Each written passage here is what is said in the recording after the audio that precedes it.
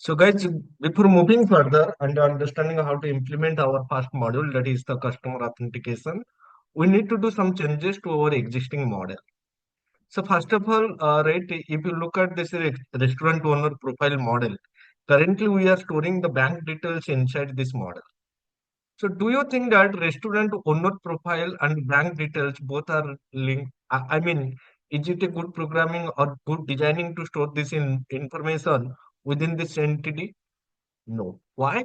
Because this bank details, whatever I'm taking for the restaurant owner, the bank details are also I'm going to take for the delivery partner. So again and again, do I need to create these repeated columns in a different entities or different database table? No. So what is the best approach? The best approach is we need to create a separate table where we need to store these informations. And for each one, right, either if it is going to be restaurant owner, we need to provide a link. If it is a delivery partner, we need to provide a link. So in that way, these columns are not going to be repeated. And even, right, they are not repeated, they can manage the data properly. So what we need to do? We need to do some changes. This is one changes that what we need to do. Second changes, right, if you look at this offer entity, right? If you look at this offer entity, so it doesn't have any, right? For example, we created this one offer, some information we have provided, right? Right, I have done some changes, right? You can see when the offer start, when the offer end, whether this offer is specific to all the restaurant or whether it is specific to a particular restaurant. All these things are going to be managed. But what is the big, right? But what is the challenge here? And the challenge is, so whenever I'm applying some offer, for example, one order is going to be placed. That order is can be applied with one or multiple offer. One of the offer that is global, that is provided by the company. Another offer that is going to be provided by the restaurant. So, for example, global offer is that 50 amount is going to be discount, and the restaurant offer is that 10% is going to be discount. So, such information we need to manage. How we can manage? So basically, for that particular order, right, what are the offers applied? So for that purpose, we need to create a table. So that table is going to manage for which order, what the offers are being applied. Clear? Clear or not? Yes, sir. Right. Right. Next thing is, right, whenever we are creating a restaurant, right? So whenever we are creating a restaurant, we also need to manage whether that restaurant is open for that day or not. For example, it might be possible that the restaurant is going to be closed for few days due to some maintenance, due to some issue, or right, whatever may be the reason. The restaurant can be closed for few days. So those information we also need to manage, right? So let us do all these changes, and then I will show you how we can implement this thing, right? So first of all, do we have any changes in the role master entity? No. So our role master entity, we do not have any, we do not have to do any changes. Yes, in the user entity, right? Am I going to do any changes? Yes. So actually, there is no changes in the user entity. So whatever the user entity, the same user entity I'm storing here. So restaurant owner profile, yes, we need to do some changes. What changes we need to do? So whatever the restaurant owner profile, from this profile, we need to remove these properties. So these properties are going to be stored in a separate table. So what is that table? That table name is going to be bank detail. So what we need to do next? Next, we need to create a model. Let me go ahead and create the model. And this model is going to store the bank information of the restaurant owner as well as the delivery partner. So how it can be linked with both restaurant owner as well as the delivery partner based on the user ID. So any type of a user you take into consideration, whether it is a customer, whether it is a right restaurant owner, whether it is a admin, whether it is a delivery partner, the basic information is going to be stored inside this table. That means now that bank details what we are creating, it is going to be linked with my user entity. For example, restaurant owner. So when I create one restaurant owner, that user ID I can take and I can make insert its bank details. For example, if I'm creating that delivery partner user, then that user ID I will take and I will make an entry into my table so that there is a link between the bank details and the corresponding user. Clear? These Yes, changes yes. is clear Yeah, true. and it makes better, right? So this is better approach than the previous one, storing the data directly. Now what I'm going to do, I'm going to do some changes into the delivery, right? So delivery partner profile. So in this case, anyone having any question? Okay. So delivery partner profile. So inside this entity, we are going to do some changes. So these are the basic information we are storing. And here you can see we are having a navigation property, which is going to tell how many deliveries are right done by a particular delivery partner. And again, right again here you can see we have created few additional properties. So in this case, right, whenever the delivery profile information we are retrieving, so we need to return how many orders this delivery partner have successfully delivered. That count I need to return. Again, what is the average rating provided to this delivery boy? That's what I need to return. So how I can do this? So first of all, how many deliveries are done? That's what I can retrieve from my delivery by creating a collection of this delivery type. So basically, if you go to the delivery entity, right here you can see when one order is assigned to this particular delivery partner, that order ID, that delivery partner profile ID. So this information we are storing here. That means for a particular delivery partner, how many orders are there? That list I can fetch from here.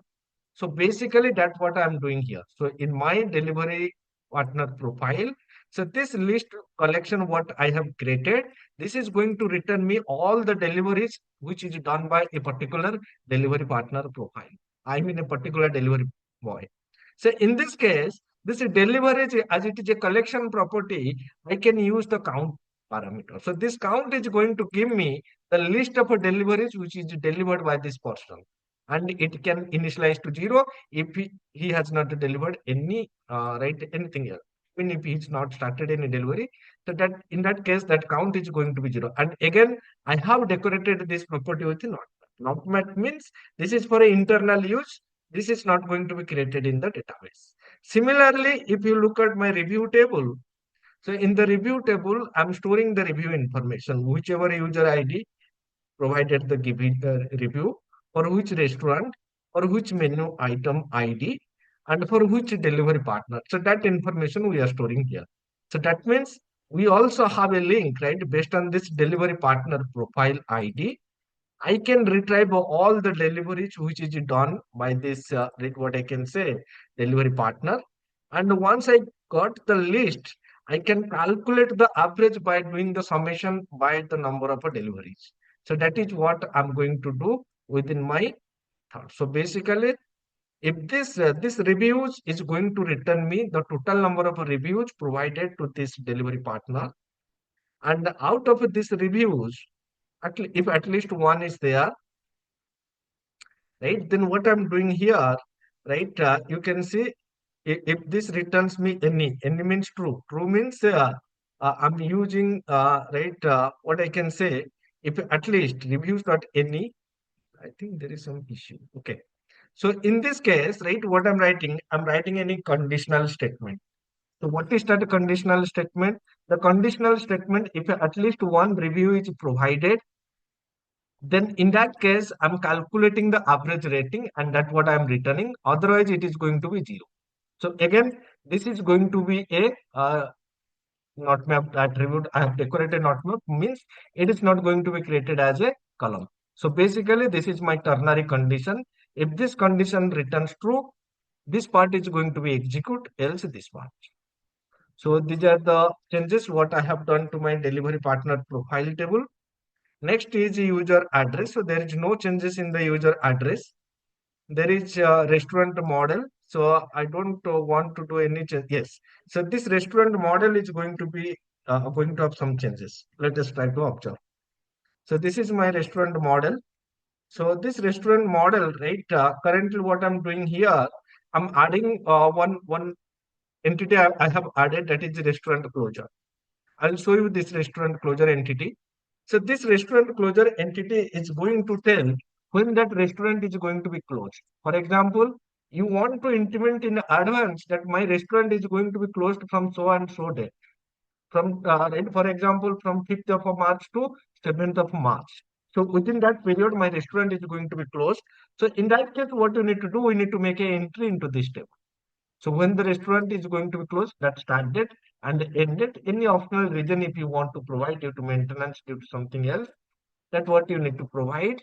And this table is going to contain the information whether the restaurant is closed for the particular day or, for example, if you I entered from 5th to 7th, and if someone accessing right the hotel search API, I mean restaurant search API between the 5th and 7th day, then this particular restaurant should not be visible in the UI. So how we can do this? So for this purpose, right, what I'm doing, first of all, I'm adding this closures collection. So from this closures to collection, so what I'm checking here, please observe. So what is the current date and the time that what I'm taking? Today is nothing but current day, and this current time is nothing but the time. So here you can say I'm having this opening time and closing time. For example, you might be consider that my restaurant is going to be open from right 11 a.m. The closing time is going to be 10 p.m. or whatever date, whatever time that is going to be stored here. So first of all, what I'm doing here, I'm taking what is the current time.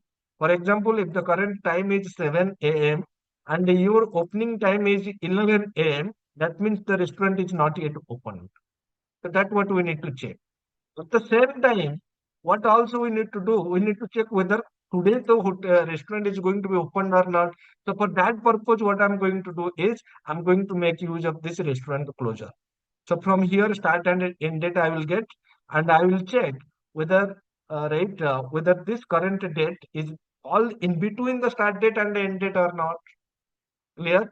So if this current date is false in between the start date and in between the end date, including the current date and the, I mean, inclusive. Inclusive means less than equals to and I mean greater than equals to and less than equals to.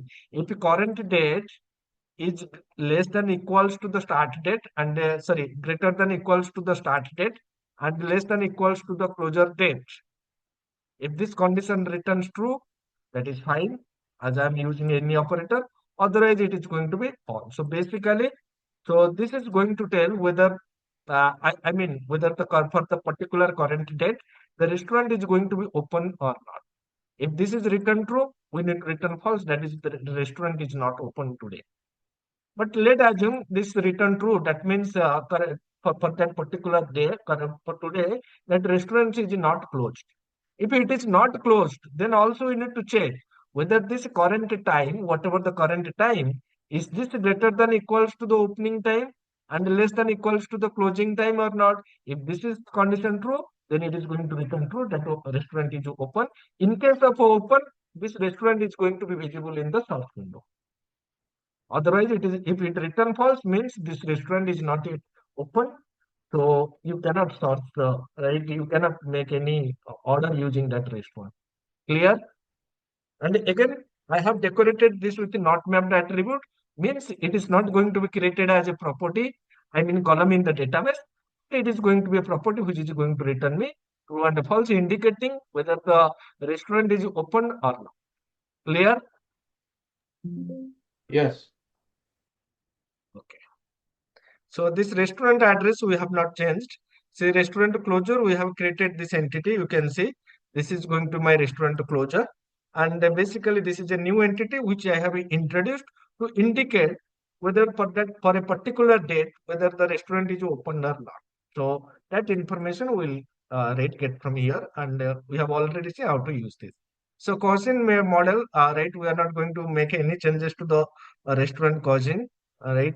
We have already this model. So yeah, so not this one restaurant cause. What is that? Yeah, cousin.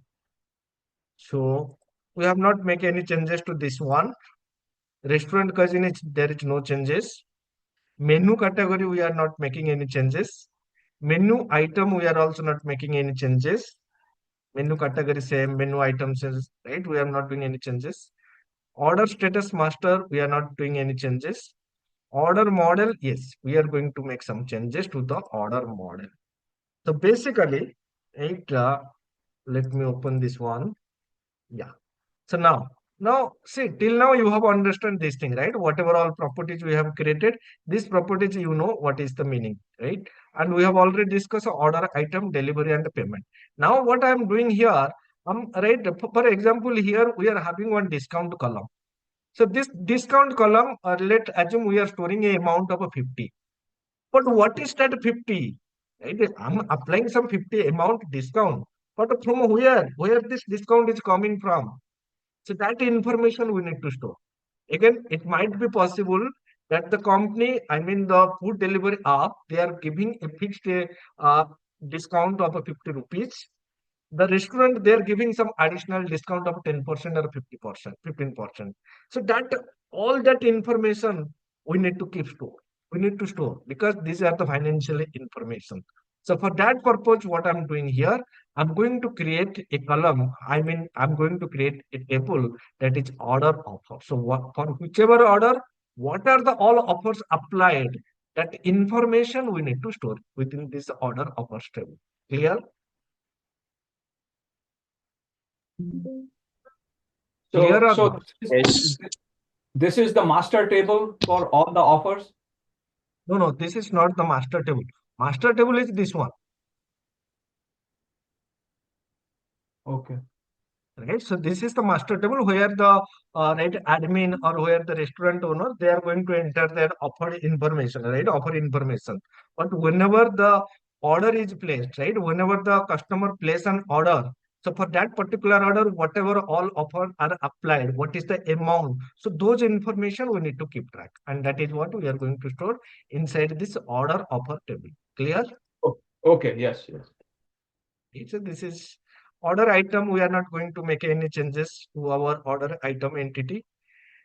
Delivery master, no changes. Delivery model, rate, no changes. Then, Pranay, I have a question. yes.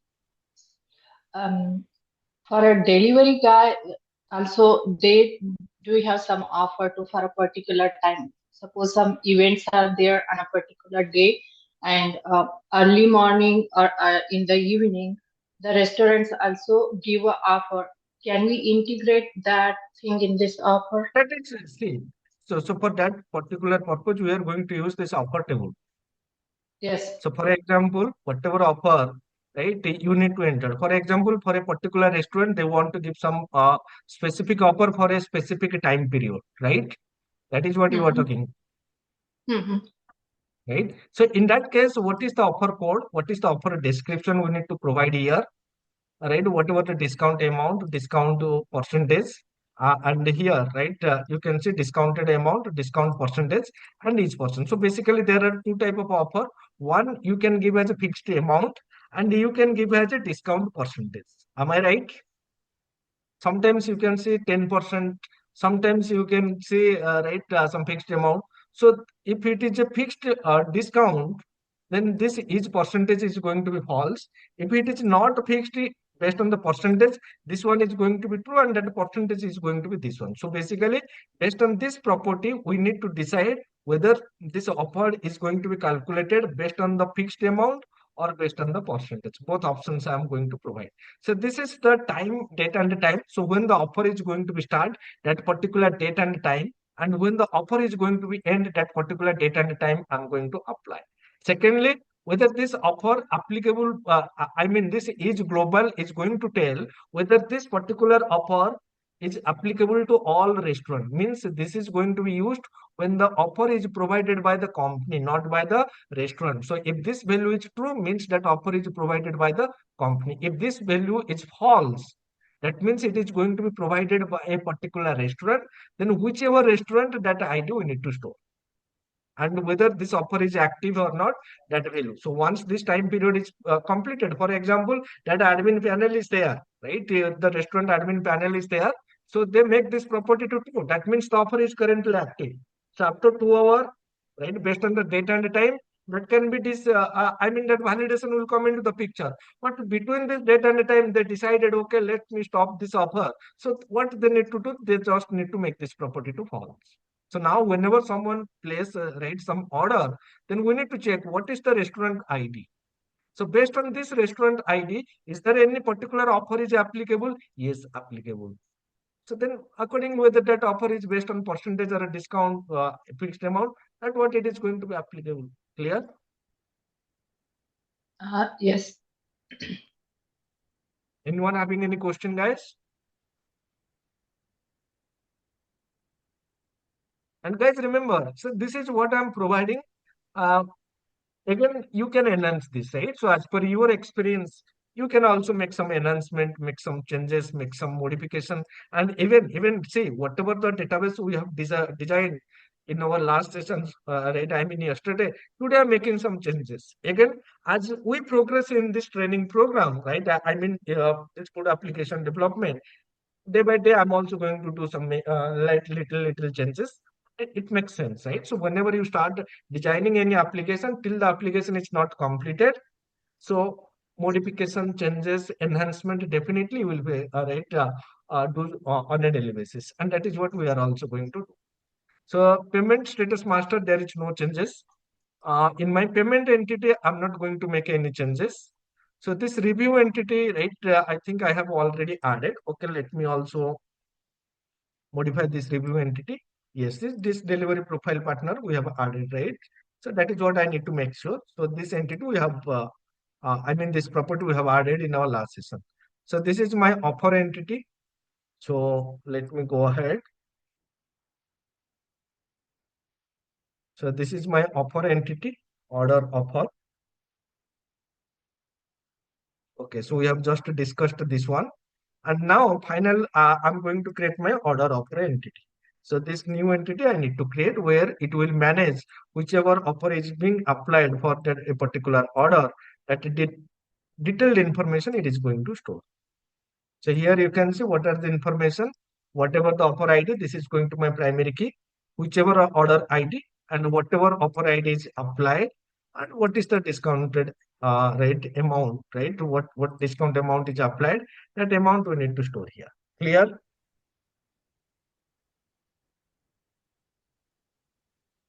Yes. Okay, so this amount we have stored to store some historical data. Later on, right, we should not have any confusion that because, right, this offer, for example, they have provided some fixed amount 50. Later on, they updated this to 60, or later they updated that offer ID value to some 40.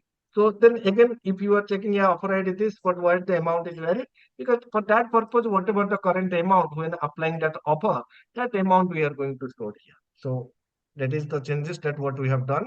Next, what I'm going to do, I'm going to modify my DB context class. So basically, whatever the new entities are being added, so those entity I'm going to modify. So basically, go to this one. Okay. So you can see these are the two entities I have added. One is order offers, another one is bank details. And for other, we have just rate what I can say, modify some of the properties. So that's not an issue. And next thing, guys, remember, I have already provided my valid information. I have given my API key, my password, all this information I have provided. Next, this is my home controller index action method is the default base. And this information I have already provided. And yes, so the default caching is right. I'm going to use in-memory caching.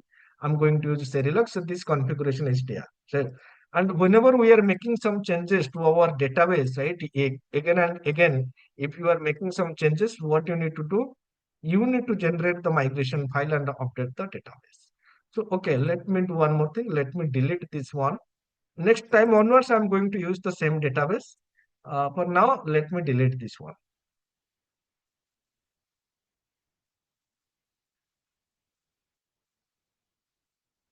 Okay.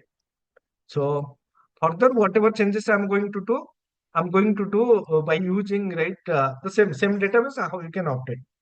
So now let me go ahead and generate the migration file.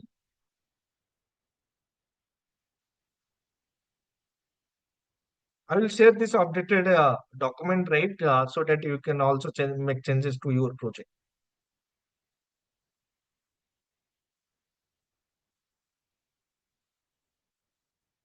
So next, what I'm going to do, I'm going to update the database. Okay, so this done. Now you can verify your database with the new tables, new structure should be created. So this is going to my database. So you can see order offer is going to be there.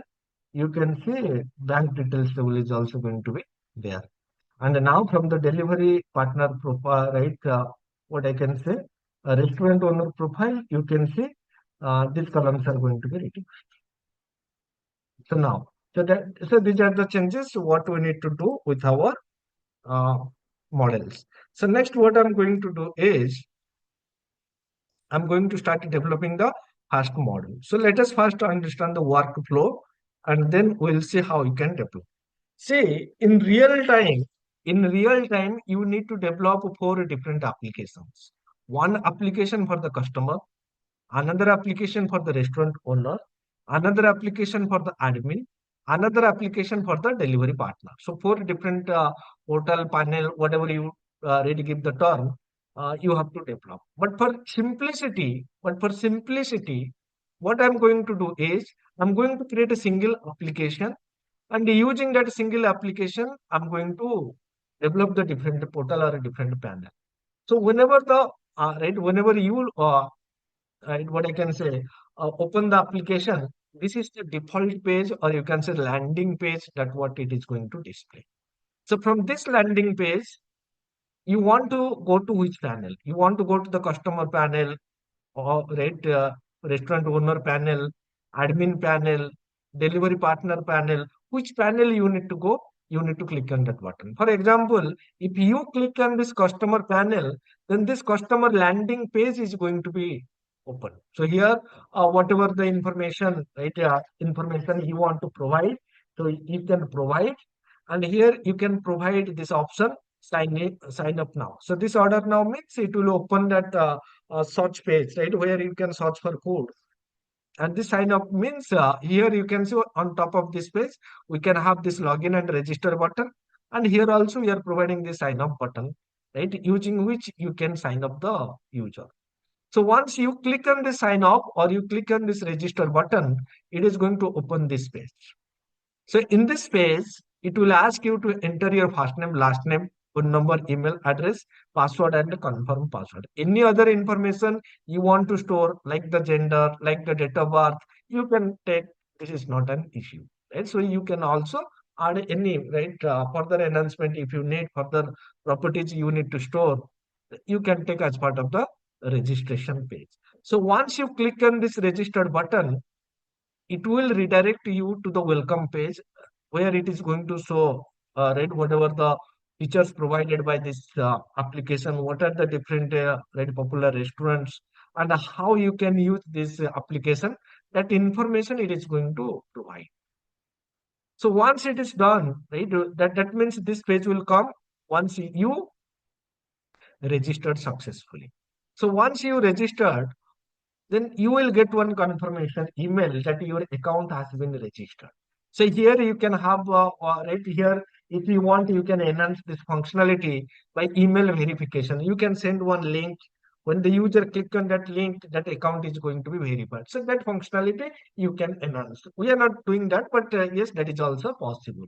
So once you got this email, that means your account is successfully created.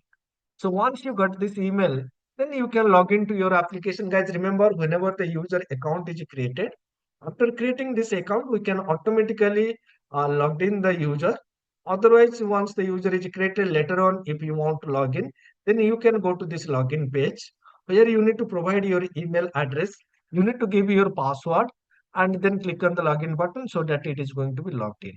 So once the user logged in, it will redirect it to the customer search page. So this is the default search page we are going to provide at this point. So this page is going to be the backbone of our application, which we will discuss later. Later in the sense, providing the search functionality, search by restaurant, search by food, search by cuisine type, search with the price range, search with best offer. So everything we are going to implement. But for now, because right, we are so this model main objective is customer authentication. So how the customer registered and how the customer authenticate, how the customer manages information, that is what we are going to discuss.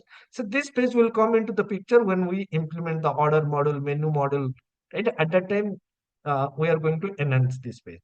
So now, if the customer wants to change his password, then he can, right, once he logged in, there is an option we will show in the My Account section, change password, add address, view my account details, all these informations are there. So once the user click on this change password button, if he wants to change his password, then this page will come. Here he will provide his current password. He can enter the new password and confirm new password and click on the change password. Guys, remember, whatever the views we are developing, which is taking the input from the right customer, both the client side and the server side validation is going to be enabled. So if I am providing some invalid password, password is not a strong format, password and confirm password are not matching, immediate error message it should display without posting this data to the server. So that's what we are going to implement. So once you provide some valid information and click on the change password, we will get this password changed successfully page. So this page is going to be visible, indicating that your password has been successfully changed. And again, so whether you changed this password or you open your account someone's machine and you go to somewhere else and someone else changed the password. So for that purpose, what we need to do is we need to intimate the user that your password has been changed. So for that purpose, again, we will send one email that your password has been changed. So if you change the password, that is fine. If you do not change the password, then please take it. Right. So go and reset the password. Right. So this is my account page. So right, whenever the user is logged in, once you logged in, if you want to view your information, this is the page. Whatever the first name, email, phone number, it is going to display. And here also providing three button to change the password, edit this information. Guys, give me 1 minute.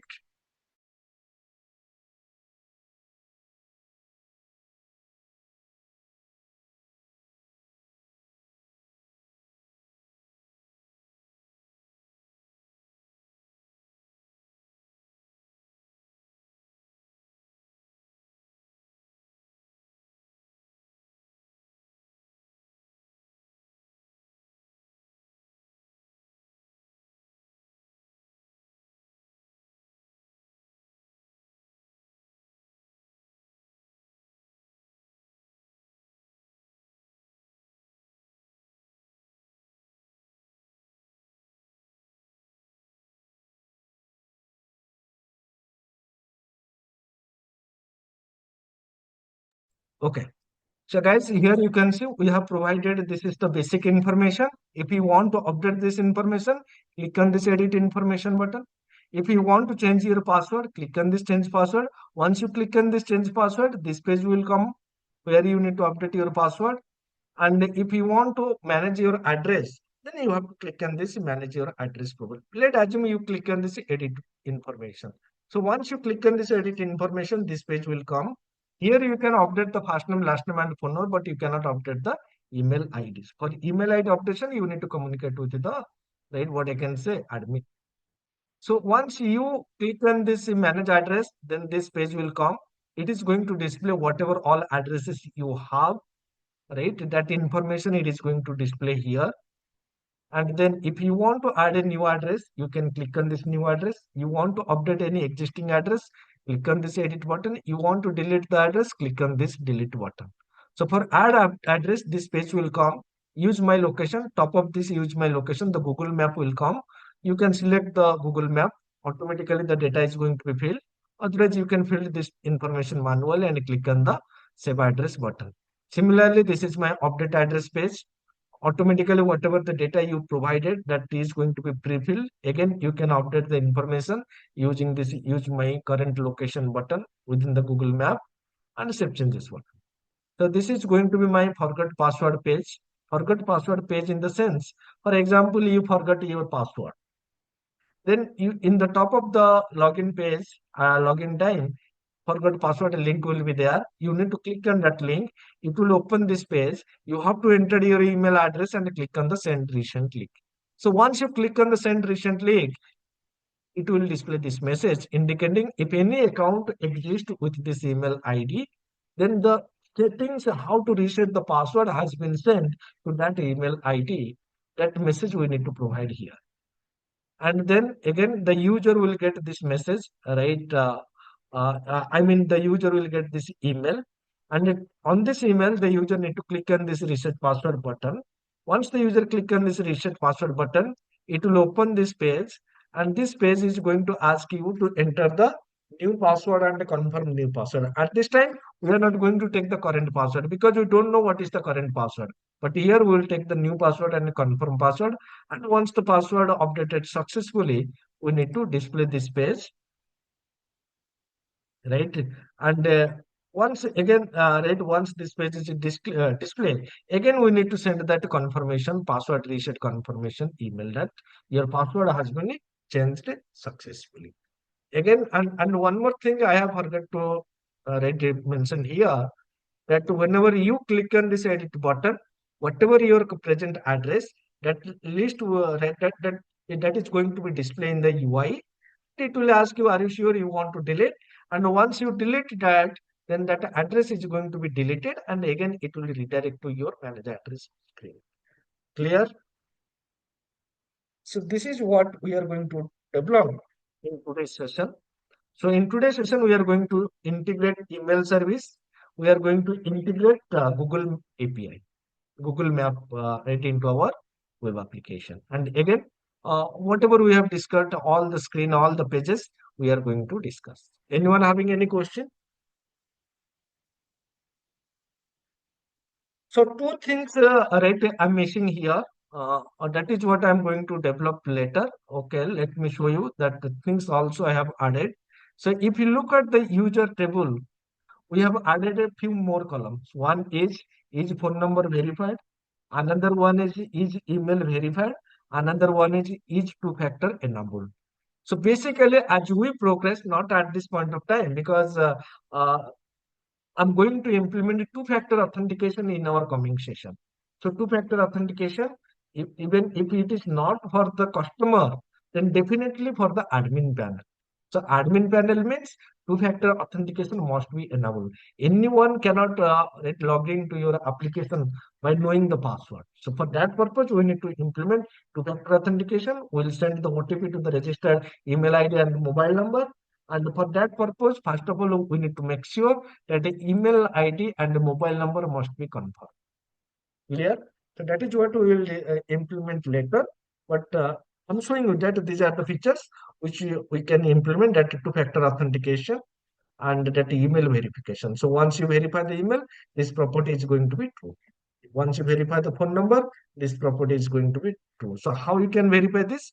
So we need to send one OTP to that registered email ID, OTP to that registered phone number. We'll take one page where they need to provide the provided an OTP. They need to enter the provided entity OTP.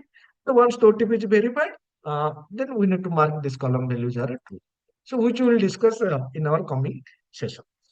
Clear, guys? Yeah. Is that clear?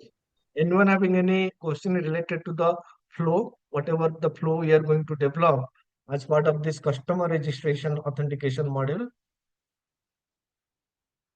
So guys, so we are going, Yes, sir. yes, please. In this login flow, can the user log in with Google or Facebook? Sorry. In this login flow, can we implement Google login or Facebook login? Yeah, 100% you can implement. That is not a big deal. And even right, who have already taken the session from me, I've already discussed right not to, how to implement Google authentication, Facebook authentication, Microsoft authentication. Right, that is possible. That what you can implement, not an issue. But what is my objective, my main intention here, to not give you more emphasis on the login functionality. More emphasis is on the domain knowledge.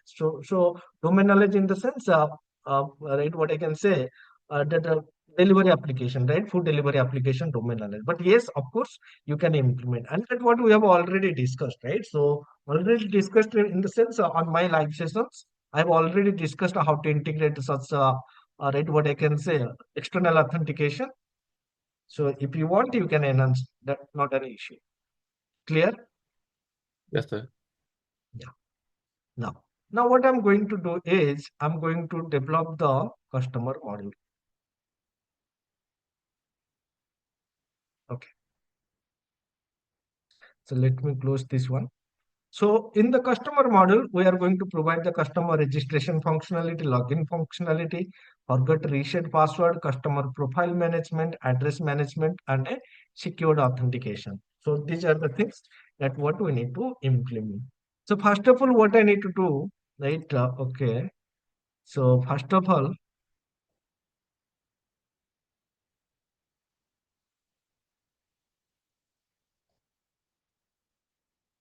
let me first create a PDF of this file so that it is easier for me to go through the PDF document. Okay. So this is my PDF file, right? So now, what I need to do, I need to generate this page. First of all, I need to create this page where I'm going to provide this option. So this is the landing page. So landing page means it is going to be the home controller and the index action method. So go to the home controller folder. So this is my home controller. And in the home controller, please remove everything apart from this index action method. So this is going to be the landing page you can consider for your application. Then go to the view and replace the view with this code. So now, guys, remember, uh, I'm going to use some kind of a style sheet, all these things. Okay. So now you can see this is going to my index page. So this is my hero section. Hero section is nothing but the section where I'm going to display this part. I mean the background image and all this text. That is what it is going to display here. Portal section means these are the information, right? What I can say, these are the information, different customer portal, restaurant portal, admin portal, and a delivery portal. So this is my customer portal. So I have provided one link here. So enter customer. Guys, give me 1 minute.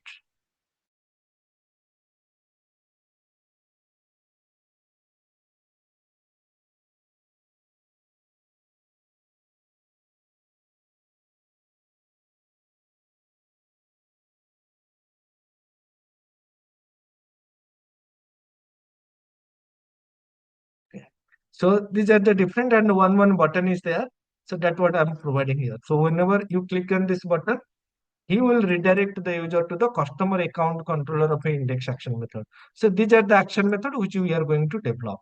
Similarly, when you click on this restaurant owner button, it will redirect it to this page, right? So enter owner portal, or you can say enter restaurant owner portal. So any message you can give, you can give. So next what I'm going to do is, this is my admin portal. This is my delivery partner. So basically, I have created 4 sections, and I'm creating one action method. I mean one button I have created, and whenever you click on that button, it will redirect it to the respective portal. So with these changes now, run the application and see whether you are getting this page or not.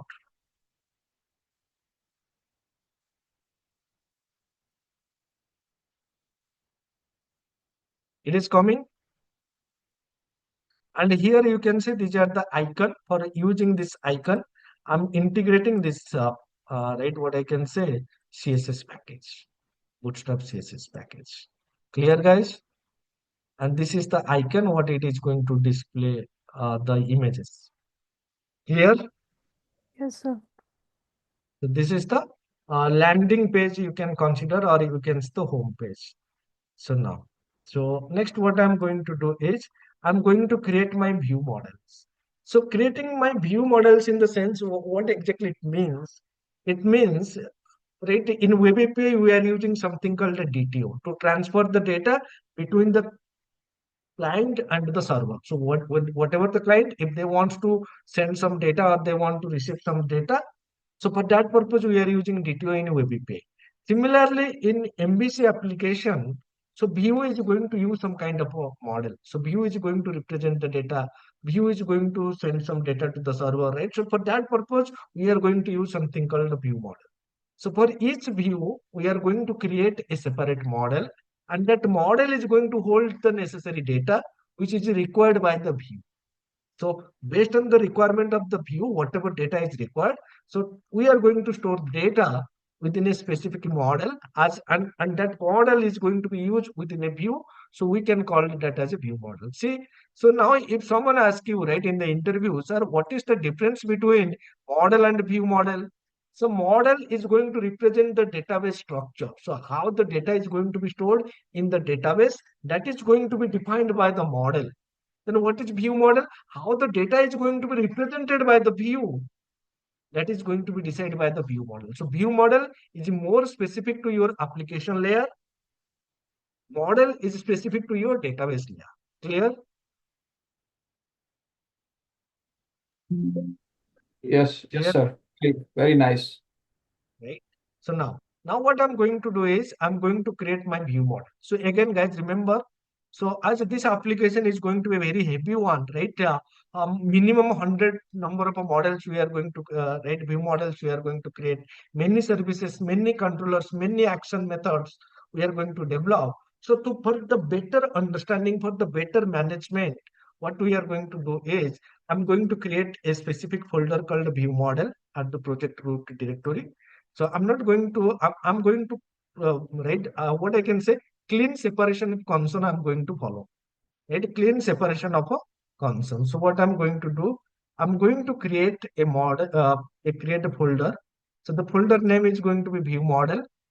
And within this view model, what I'm going to do is for a specific functionality, I'm going to create separate subfolder. For example, for customer, I'm going to create a subfolder called customer within the view models. For restaurant owner, I'm going to create a restaurant owner folder. For admin, admin. For order, payment. For each and every functionality of that related functionality, I'm going to create a separate folder. Within that folder, whatever the related models are required, those models we are going to store. But again, at the same time, some of the model are going to be commonly used by all the models. For example, if I want to provide the login functionality means what? Means it is going to have a two text box, one to take the email ID, another to take the password, another boolean kind of value to take the is remember me functionality, right? Then this model is common. This model is common for your, what I can say, customer. This model is going to be common for your delivery partner. This model is going to be common for the restaurant owner. This model is going to be common for the admin. So do I need to create this model 4 times in my application with the same structure? No. Then what I need to do, whatever common models, common view models are required. So those common view models, I'm going to store inside a specific folder called common view model / common. And that folder is going to store all the common view model so that we can reuse this view model from different other models. So let me go ahead and create this common folder. And this common folder is going to be stored inside this view models folder. So now whatever the common model, they are going to be stored here. Similarly, for the customer related functionality, what I'm going to do, I'm going to create a separate folder called the customer. So basically within the common, all the common view model will be stored. Within the customer, view model which are specific to customer, they are going to be stored here. Similarly, as we progress, restaurant owner, admin, order model, payment model, so delivery partner model. So for each and every model, we are going to create a separate software. Clear? Clear, guys? Yeah. Right? Because we Sir. need to follow industry standard coding, what we need to follow now. So let me go ahead and create the login model. So now you just tell me for login model, how many properties are required? One is the username, Password. another one is the password, Password. another one is remember me functionality, and another one is return URL. So what is return URL? Can anybody tell me?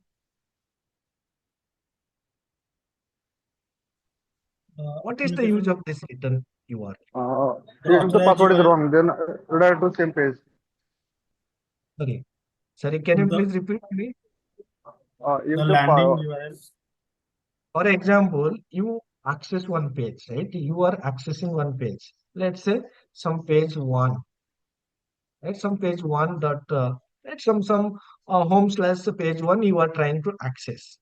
This function, this page, right, required the user to be authenticated. So this page required authenticated user. This page required authenticated users. Clear? Authenticated users.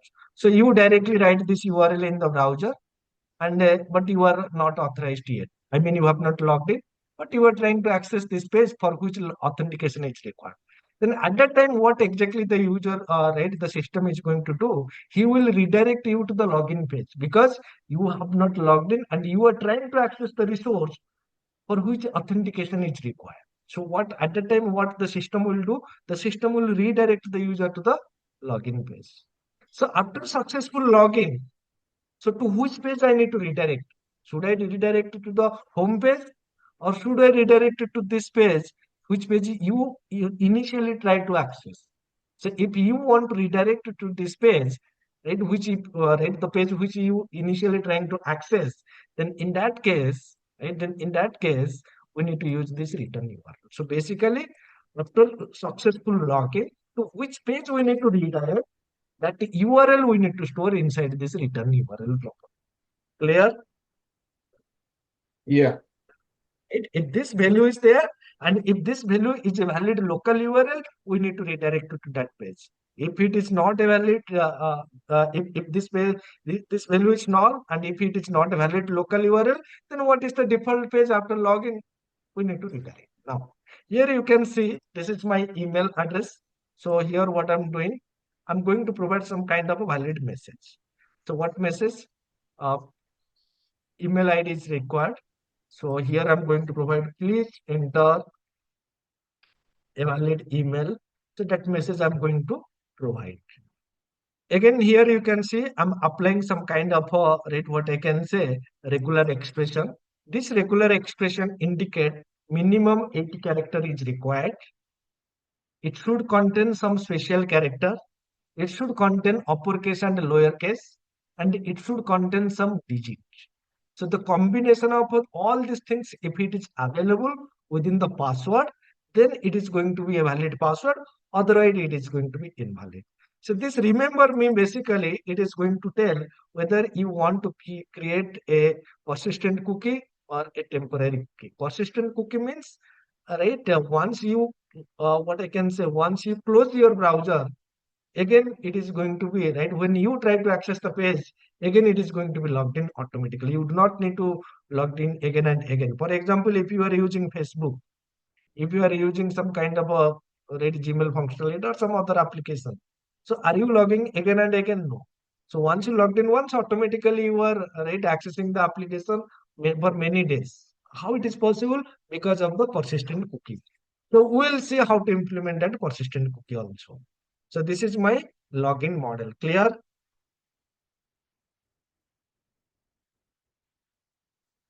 Yes.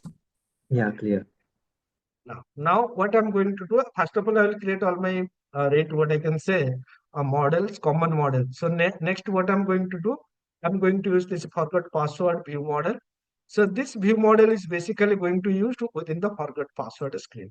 So now, if you look at this page,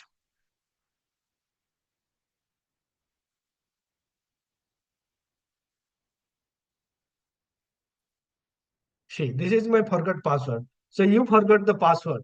Now you want to log in. How you can log in? So you can't log in. So why? Because you know, you forgot the password. So it will ask you to enter your email ID. Then it is going to send a email to your registered email ID. If that email ID exists in the database, that means this view model, whatever view I'm going to create, how many property it is going to take? I mean, this model going to have how many property? Only one property. What is that property? That email. So that email address you need to provide. Clear? Yes. Clear or not? So whatever changes I'm doing, side by side, I need to update also.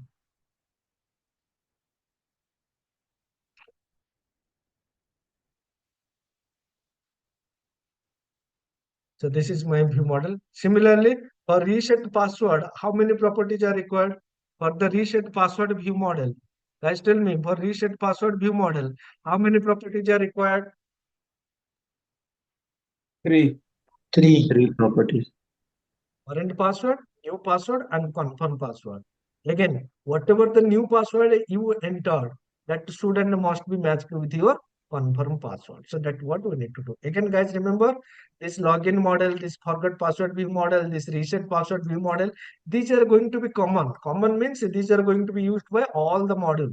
So that is the reason why I'm putting these models within my common folder. So now you can see it is going to have this thing, right? So here you can see. So let me go ahead and update this one. See. So in this case, this is my email. And this is one token which I am creating, which is basically going to be used internally.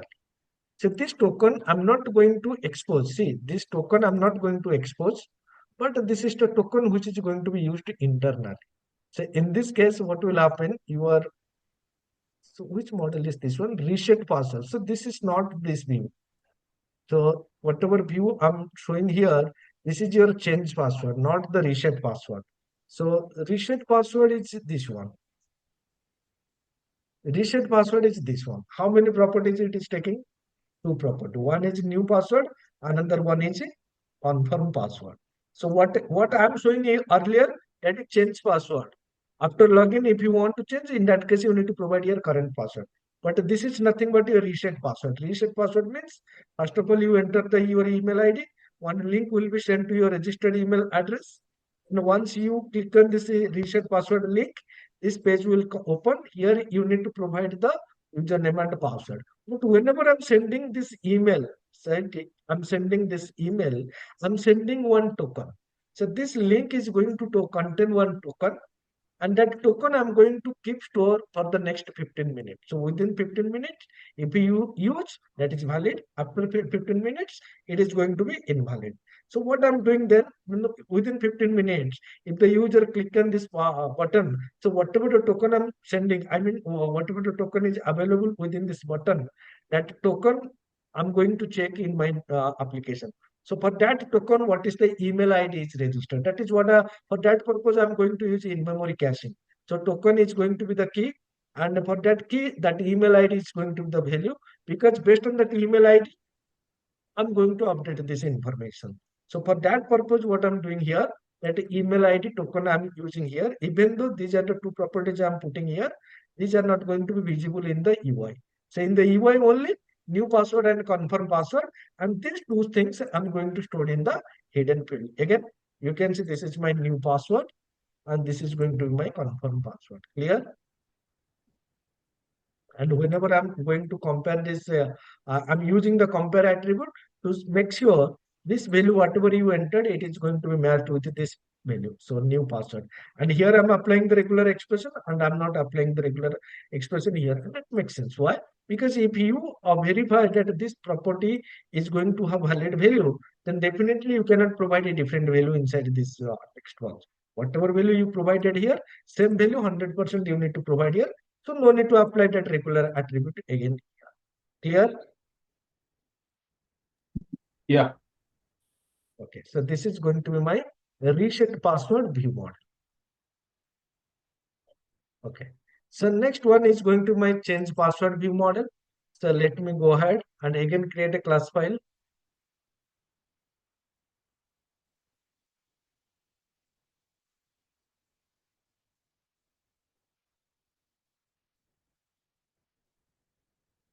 Okay.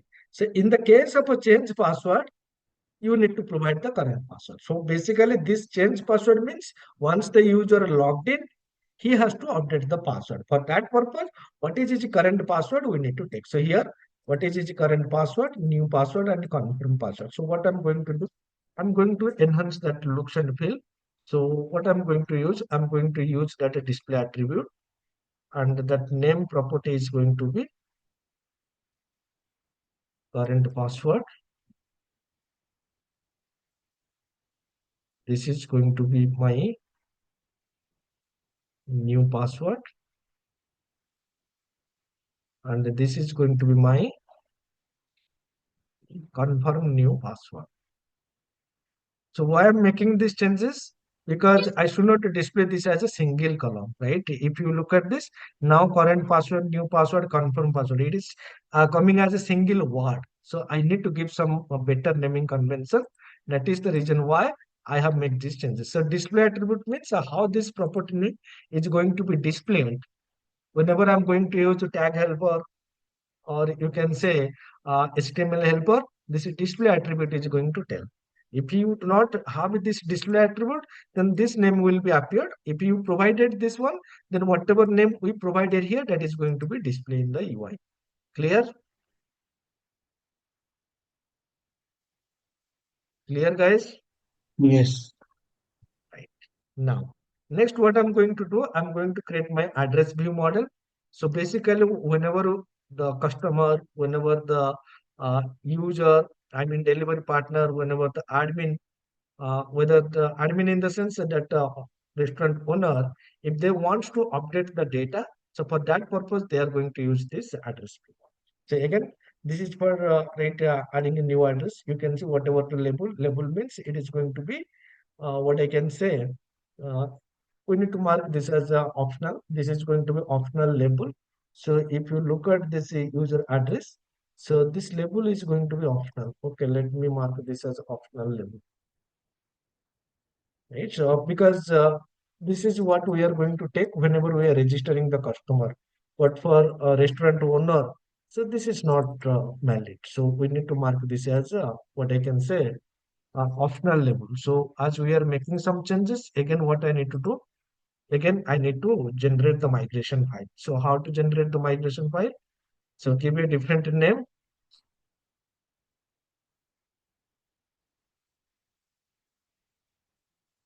and then update the database.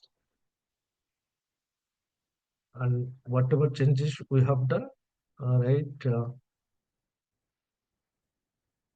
Okay, so done. So that changes we need to do. Again, I have to update this thing because these are the small thing, and I generally forget these things. Okay, let me update this one immediately.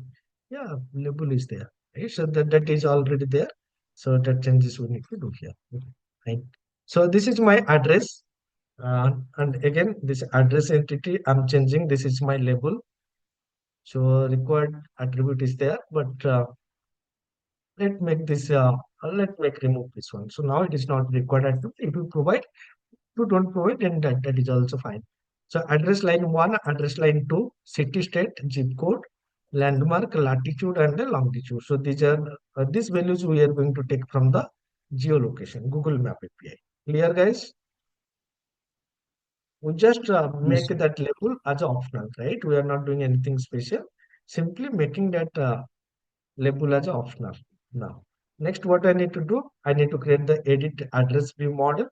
So let me go ahead and create another view model within this common folder. So this is going to be edit address view model. Within this view model, we are going to have only one property. Again, it is going to be inherited from the address view model. So address view model means these properties all are available. Plus additionally, this user address ID, which we need whenever we are updating the address. And this is not required whenever we are adding a new address. So for adding address, this is not required. But for updating the address, this is required. Clear? Yes. Next, what I'm going to do, I'm going to create my account view model. So account view model is basically going to display this information.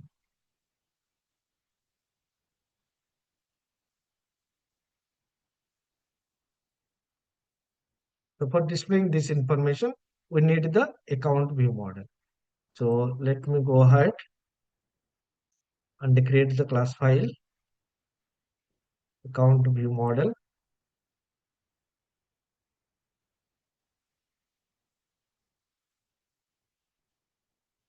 So here you can see this is my user ID, first name, last name, email, and phone number. These are the basic information that what I need to show in the what I can say in the my account page. Clear? This is very simple model, nothing special. So Again, what I'm going to do, guys, I'm going to create a role master model. So role master model. See, you might have seen that within the model, we are creating role master table, the right role master. So again, what I'm going to do is here, this is going to be master table. But within my application, I cannot refer to this integer value. For example, whenever I'm going to do some kind of operation, creating a new customer, I need to set that customer role while I'm creating the customer. Whenever I'm creating the delivery partner, restaurant owner, that particular role master ID I need to store. So for that purpose, what I'm going to do is I'm going to use this role master model. This is going to be one enum, and this enum is going to store the named constant, right? So, and using this integer value, now we are going to use this named constant, and these are the same value that what we specify within our DB context class. See, role master ID 1, 2, 3, 4, 5, super admin, customer, delivery partner, and restaurant owner. So these are the same thing and the same ID I have used. I created this enum for the named constant. So now within my application, I'm not going to use one. I'm going to use super admin, which will give me better clarity that what is the role I'm looking for, what is the role I'm assigning. So for right easy understanding, better management, I'm creating this one. Clear?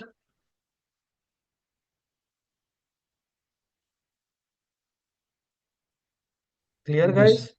Yeah. Next, what I'm going Yes. to do, I'm going to create a view model for the customer registration. See, guys, remember for each one, the registration page is going to be same or different. For customer, am I taking any business related information? For customer, right, for delivery partner, am I taking any business related information? Delivery partner, we are taking the bike number, right, that license. Is this required for the restaurant owner? No. For the customer, am I taking the bank account information? No. That means from model to model, that registration page is going to be vary. For customer, whatever information I'm taking, that is not going to be same for the admin, I mean for the restaurant owner. Again, that is not going to be same for the delivery partner. Again, that is not going to be same for the admin. Even admin means super admin is going to be create the admin. We are not going to provide this kind of a interface where right, anyone can log in and join as admin. So that is not possible. Super admin will create admin. That will separate story altogether. But for other three, delivery partner, restaurant owner, customer, they have to register themselves. So for each one, data, whatever we are going to take is going to be changed. For customer, something different. For restaurant owner, it is going to be different. For the delivery partner, it is also going to be different. So for this purpose, what I'm going to do, I'm going to create this view model within the customers folder. Why? Because it is specific to the customer. So anything which is specific to any entity or any model, so we need to create that as a separate view model within the separate or within the specific folder. So now, so whatever the information is required for creating a new customer, so that information we are going to take here. See, I'm taking the first name, I'm taking the last name, phone number is there, email is there, password is there, confirm password is there. So these are the information that what I'm going to take at the time of a customer registration. So once we develop the next authentic model, I mean that restaurant owner. So at that time, so I will show you how you can take the business information, how you can take the bank ready details. So that's what we are going to discuss later, right? When we are going to discuss the separate model. So for now, these are the information that what we need to take. Clear? Yes. Okay. Now, next what I'm going to do is, see guys, remember within the controller class, I can directly write the business logic. I can write the data access logic. But do you think that writing the business logic and the data access logic is a good programming practice within the controller class? If yes, why? If no, why? No, My, No. no, why no? due to uh, I complete. no data vulnerability. The security issue will be arises if we write the business logic in the controller. If I'm writing the business logic in controller, what security issue arises? Data leaks. How Then how we it is going to, So the data leak is going to happen. Clearly, So your voice is not right. Clean code doctors. your voice is not audible clearly to me. Guys, his voice is audible If clearly. we write, hello, Yes.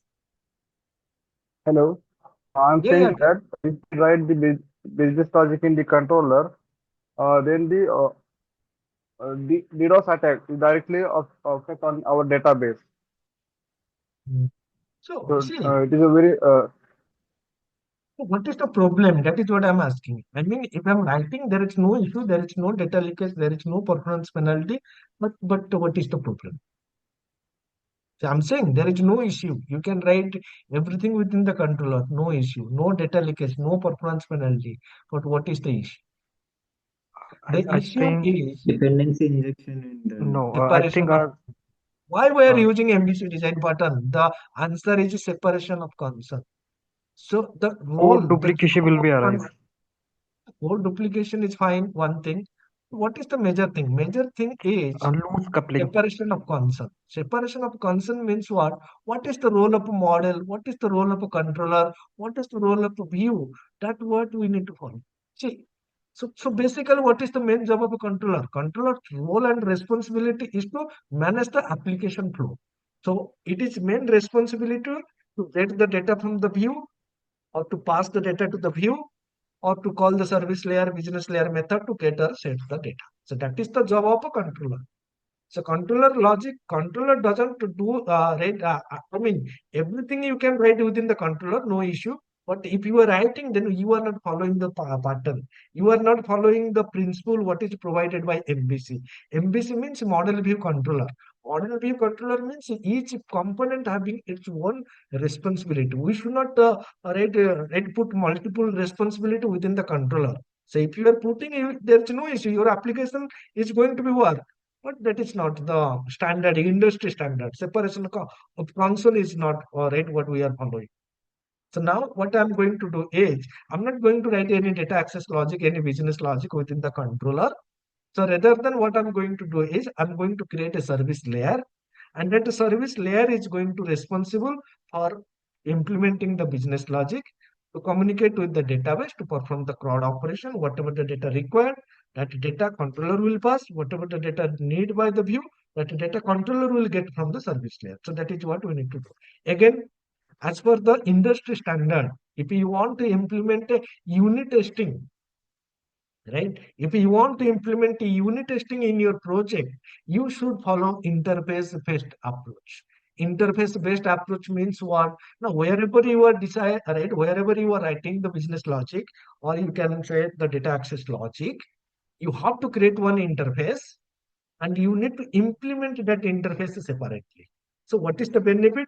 The benefit is that we can mock the interface. I mean, whatever the actual implementation, we can create a mock implementation. And that implementation we can easily test. And that is only possible whenever we are implementing the functionality based on the interface-based approach. So what I'm going to do is, for each service classes, I'm going to create one interface that is going to define all the functionality and another class that is going to implement that interface. So let us proceed and discuss all these things. So first of all, what I'm going to do is, Hello, sir. Hello, sir. yes, yes.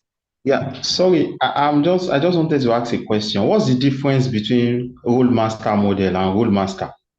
What's the difference?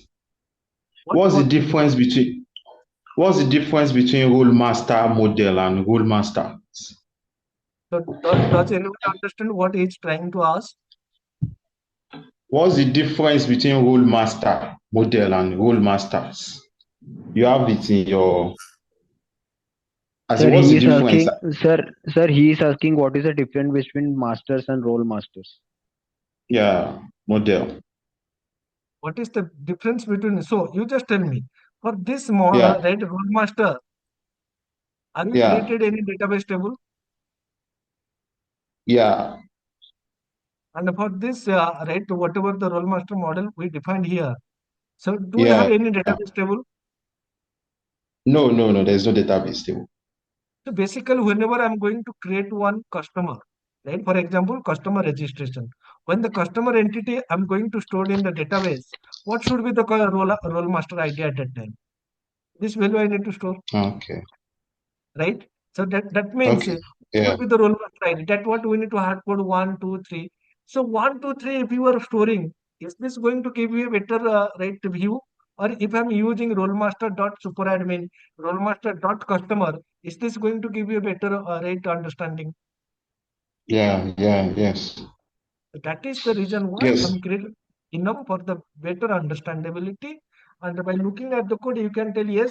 While I'm registering the user, I need to set the role as what I can say customer. While I'm registering the restaurant owner, I need to set the role as restaurant owner. So that's what I can set using this named constant, or you can say enough. Even if you don't want this, you can hard code this value. Hard coding this value 3, 5 doesn't give any better sense, right? Mm. I mean, application wise, it is going to be fine. But if you figure out what is the issue, where is the issue, why the data is not storing as expected, you will face the issue, right? Okay. Okay. Thank you, sir. So now what I'm going to do is I'm going to create I'm going to create with one common service class where I'm going to define all the common functionality. And again, I'm going to create one customer service class where I'm going to define the customer related functionality. So let us first create the iCustomer service. Again, what I'm going to do is I'm going to follow the industry standard. So whatever the services I'm going to create it, I'm going to create inside a specific folder. Let me give that folder name as services. So within this services folder, I'm going to create first of all one interface.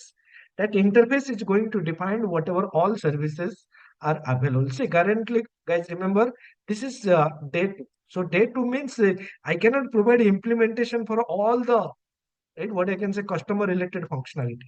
Only the functionality which are related to customer authentication, those functionality I'm going to define here. So you can see registered customer method. And here also I'm following the industry standard. As these methods are going to interact with the database, means it is going to perform some asynchronous operations. So asynchronous operation means the return type is going to be task of a T. And again, as this is going to perform the operation in a asynchronous manner, the method I'm ending with a async keyword for better understandability. So this method, what I defined here, it will take the responsibility for registering a new customer. So you can see that model it is taking is a customer registered view model. This method is responsible for providing the login functionality. The model it is taking is the login view model. So this change password async method, based on the user ID, it is going to change the password. Uh, Forgot password, again, it is going to reset the password using the forgot password. See here you can see we are having three pages. One is forgot password means it will take only the email ID. And this method is going to invoke whenever the user click on that button which he received as a link through his email ID for resetting the password. And this change password means whenever the user after login, whenever he is going to update the password. So in this case, I'm going to take current password and the new password. In this case, this is going to be represent one screen where the user will enter the email ID.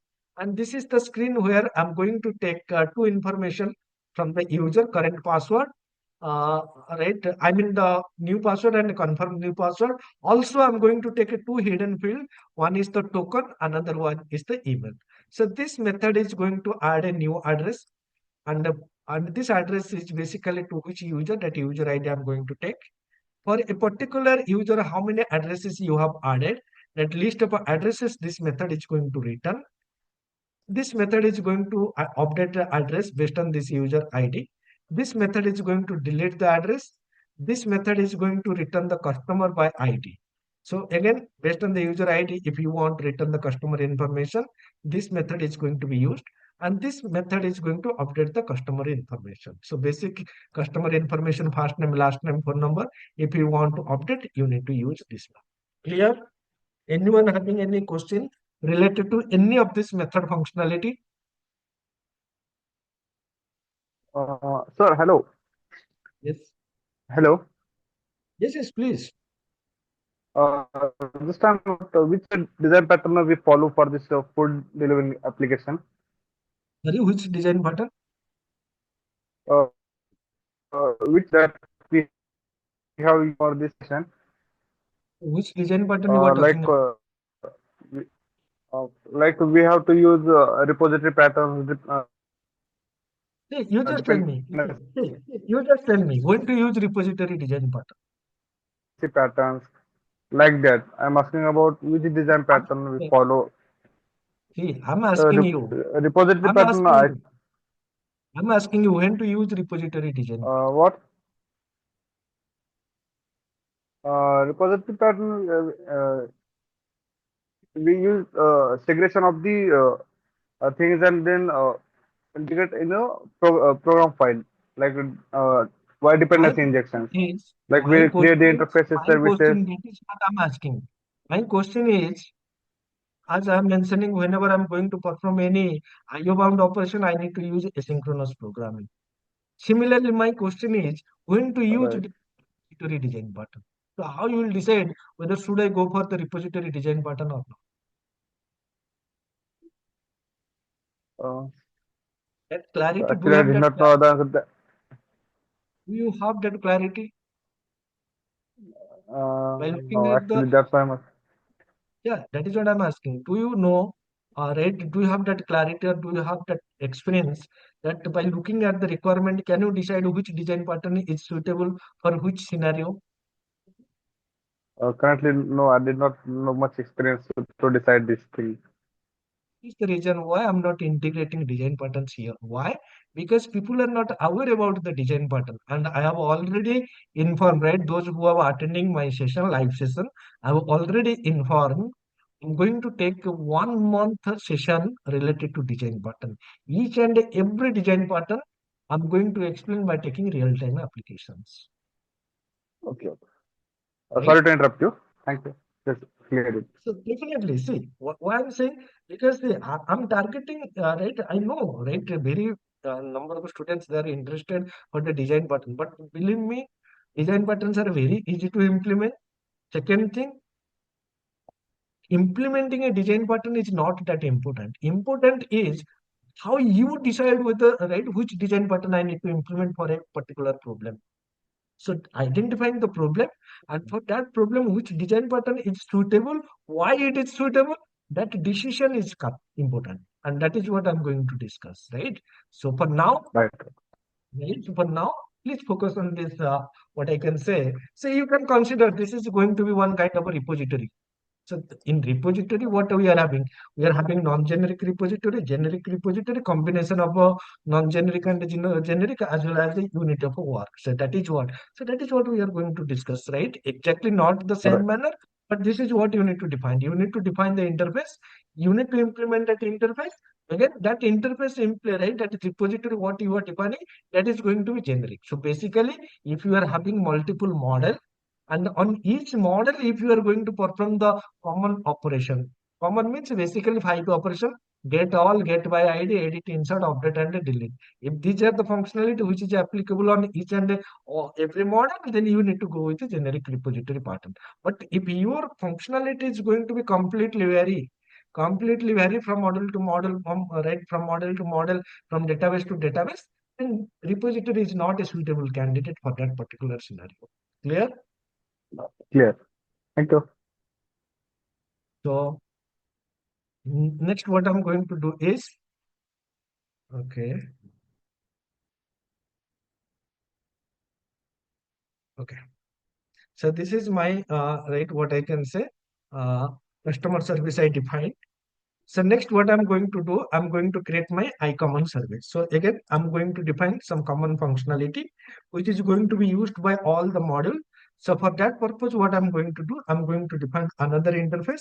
See, in this case, it is going to have a two things. Now you just tell me. So for this one, each duplicate, right, each email duplicate, each phone duplicate, and this functionality. So there is no relation. Everyone is different.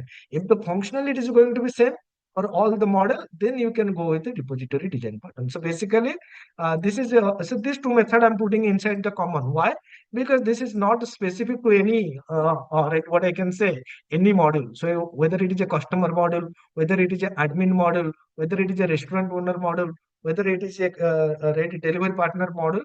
So whenever they are going to register, we need to ensure that the email ID is going to be unique. We need to ensure that the phone number is going to be unique. So for that purpose, I'm defining these two functions within my common service. Clear? Yeah. Clear, guys? Now let us try to implement this method. So implementation is very easy. So we are not going to keep more focus on the implementation because you guys know how to implement this thing, right? We need to keep more focus on the functional thing rather than this implementation. So now you guys tell me, so what this method is going to do. Context dot user. See, first of all, you can see I'm injecting my application DB context. Using this context, I can check whether this email ID is already taken by someone else or not. In which table I need to check? Users table. So users dot async, as it is asynchronous method, I'm using await, and as this method is asynchronous, I'm using this async keyword. So this statement is going to return true when this email is already taken by someone else. Similarly, this statement, whatever I have written, it is going to return true if the provided phone number is already taken by some user. Clear? Yes. Yes. Right? So Yes. in this, so it is going to give you better performance instead of checking find faster default. Don't go with this. So here our main objective, check whether this value already exists or not. Boolean value true and false is fine. So that in that case, we need, it is better to use NASing from the performance point of view. Right? So for getting better performance, you should use this one. So next, what I need to do, I need to implement my customer service. So this customer service is the backbone of our customer model. So this customer service, the code is going to be little lengthy, but it is worth. So let us try to observe the code.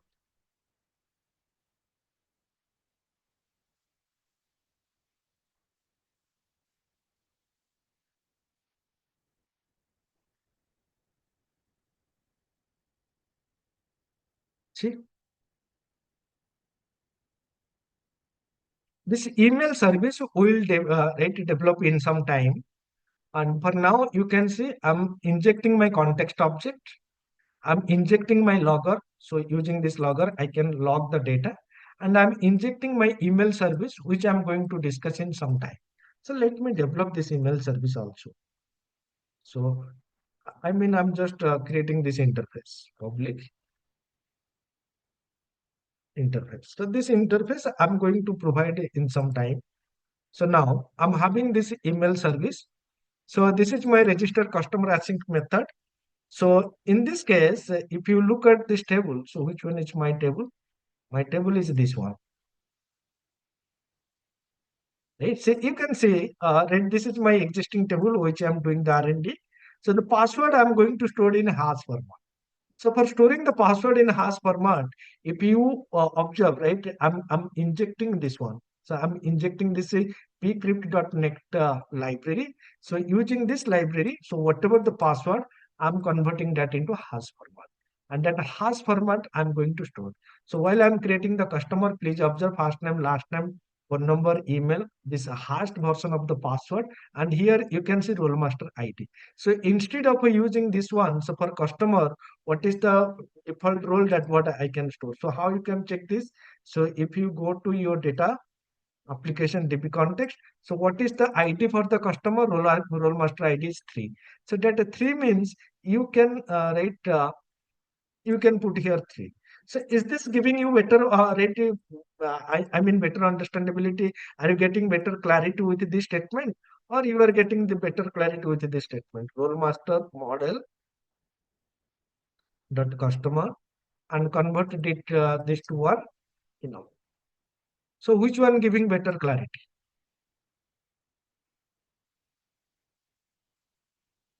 So here, This one. by looking at this statement, you can identify we are setting that role as a customer.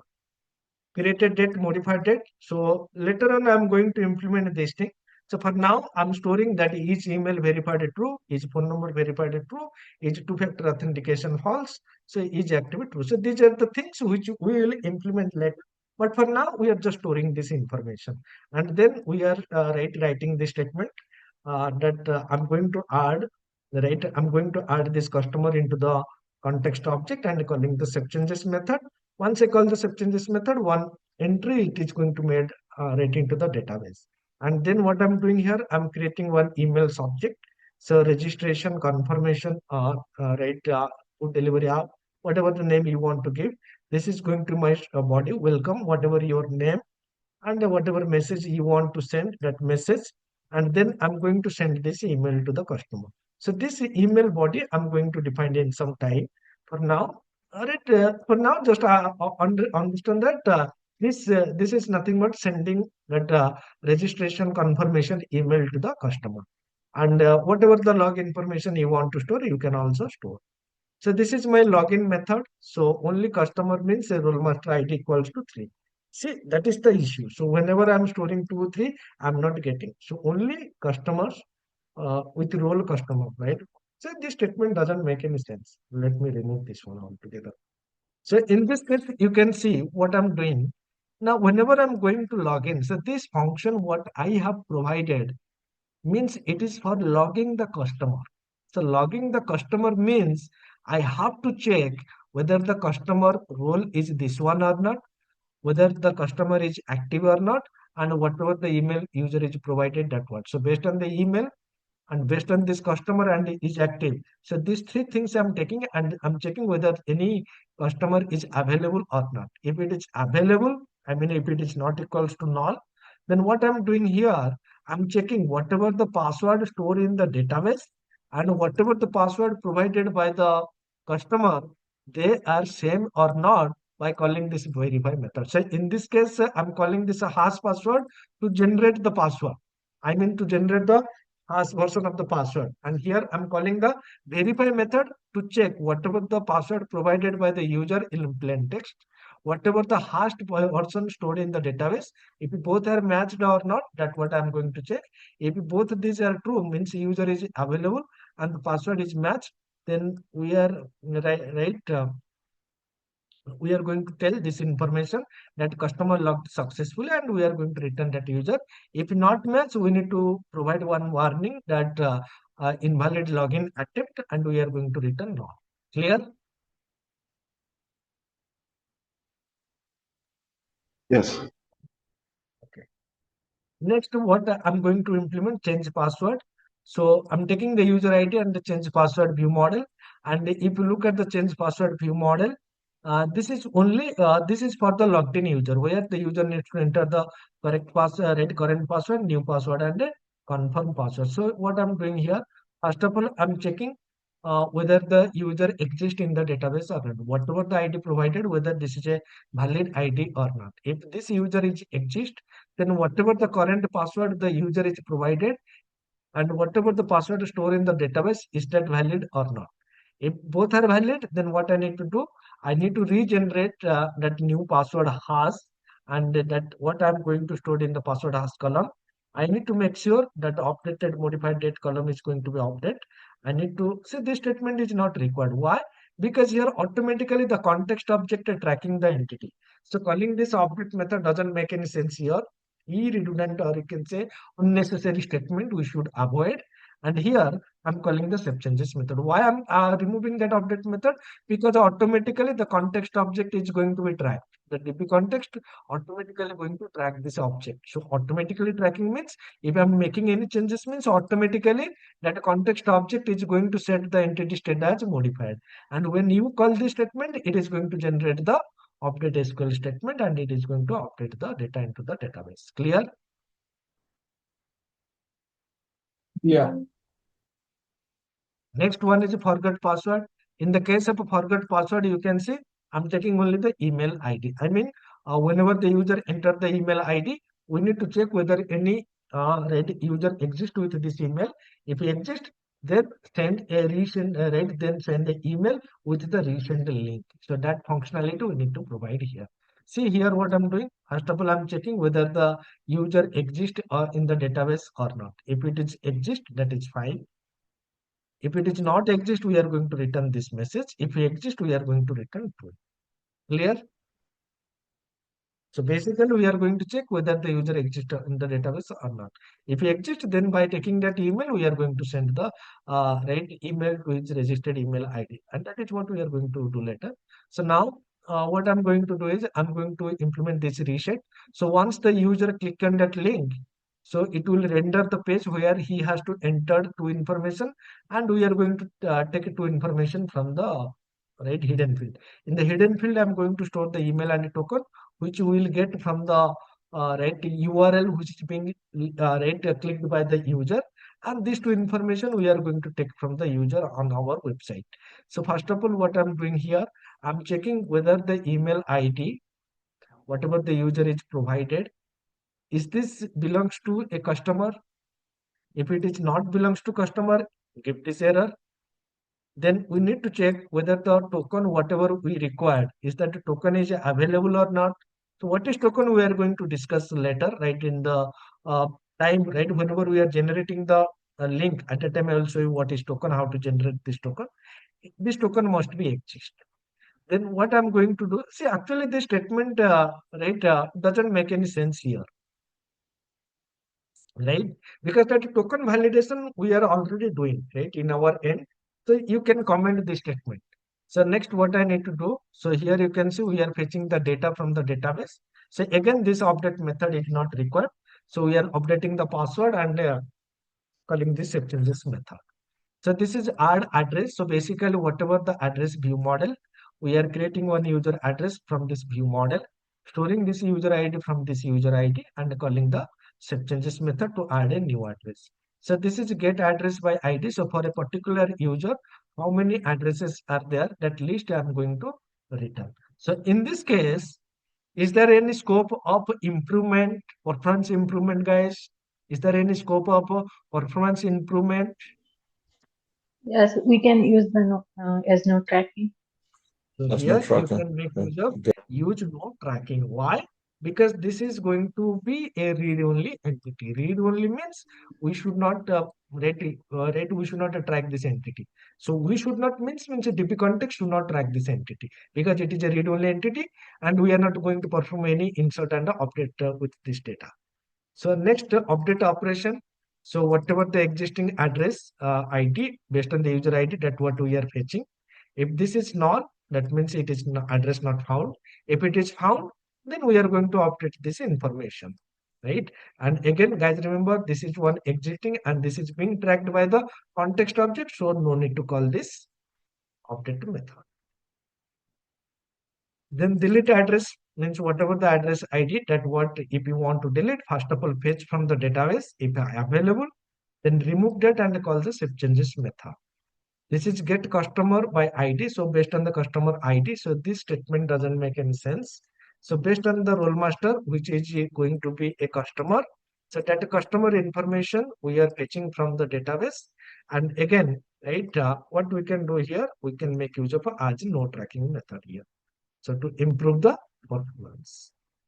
So that customer information, it is going to return only customer information we are returning. So this is update customer. So if you want to update the details, here you can see I'm updating the first name, last name, email, and I'm not updating the email. Only first name, last name, and phone number are being updated. And this calling this update method doesn't make any sense here. Clear? Why? Because this entity is already being tracked by the context object. Clear, guys? Yep. Yes. Yes. So these are my, what I can say, this is my entity. Next, what I'm going to discuss, I'm going to generate this email service, right? Which is basically responsible for sending the email. So here is my email service code. So that email service is missing.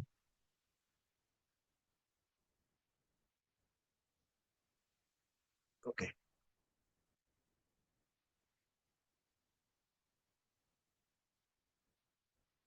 Okay, so what I'm going to do, I'm going to create two class file. One is email service.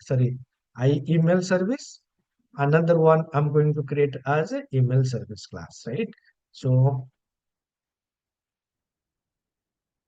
let me open my project.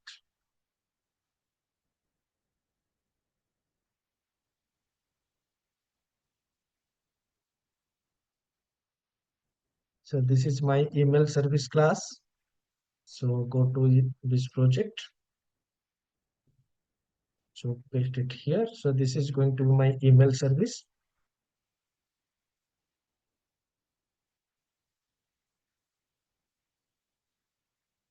And next I'm going to create another class, email service.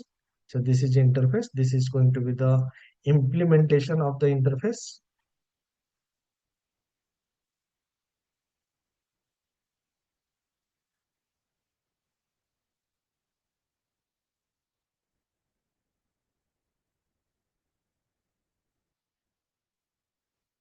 See, so basically what I'm doing here, I'm reading the configuration. See, this is going to for the logging functionality, and to read the email settings from the app settings.json file, you can see these are the settings what I provided.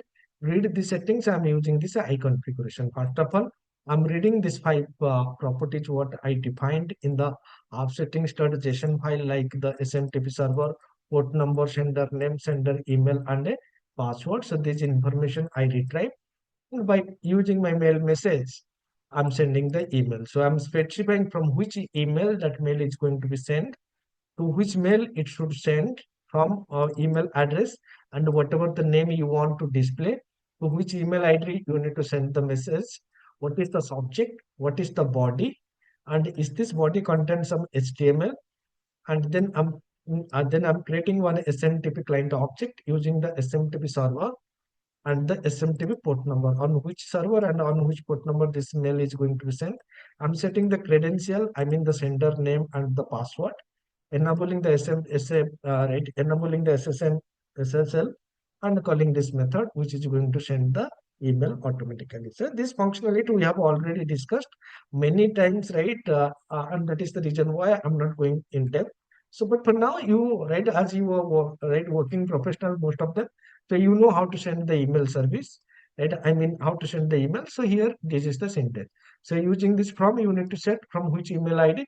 The sender name is optional, right? So if you remove this, that is also fine. But right, giving a sender name makes it more right interesting. So to which email ID? What is the subject? Email subject, body, and is this body contains some HTML, so that it is going to render the page right email as a HTML. And this is how you need to send the email. So now you should come to the customer service, and this method should be clear. Now this is going to be my two email ID. What is the subject line you specified here? This is the HTML, which is going to contain some HTML element, and the true means that this body contains some HTML element. So this is going to be true. Clear? Yeah. So next, what I need to do, whatever the services we have created, these services we need to register. So all these services going to perform the IO bound operations. So all these services are going to be registered, right? Registered using this method. I customer service. I mean the add scope. I customer service. Whatever the implementation, I email service. Whatever the implementation, I common service, and its corresponding implementation. All these three services I have registered into the program class. So next what I'm going to do is I'm going to create my controller. So go ahead.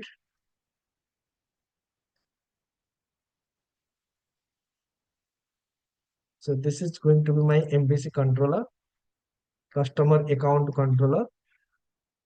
So this controller is going to handle all the operations related to customer. So I think we cannot complete this whole presentation today. Whole customer model, it's looking difficult for today to complete.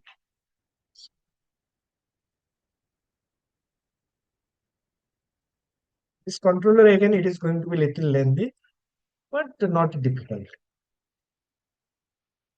Okay, let us go step by step. See, first of all, whatever services are required by my controller, I'm going to inject. See, customer service to perform the common operation, logger service to log the data into the text file, see, customer service to perform the customer related operation.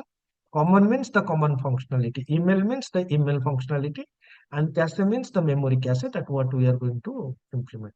So these things I have right. What I can say, initialize this thing through the constructor. Then what I'm doing here, please observe, this is my index page. So basically, so basically, so whenever the user, so first of all, when we run the application, this page is going to be come. So if you click on this enter customer button, then this page is going to be rendered. But before rendering this page, and this method is going to render this page, so it is going to check whether the user is already logged in or not. If the user is logged in, then it doesn't make any sense to display this page rather than display the logged in user index page. So this is the page which is going to be displayed when the user either not logged in or not registered, so that the user can register himself or can log into the application. But if the user is already logged in, then in that case, instead of redirecting to this page, it is better to redirect to the logged in user index page, and that is what I'm doing here. So logged in user means it is going to return to the food search page of the customer controller. That means this page it is going to render. Clear?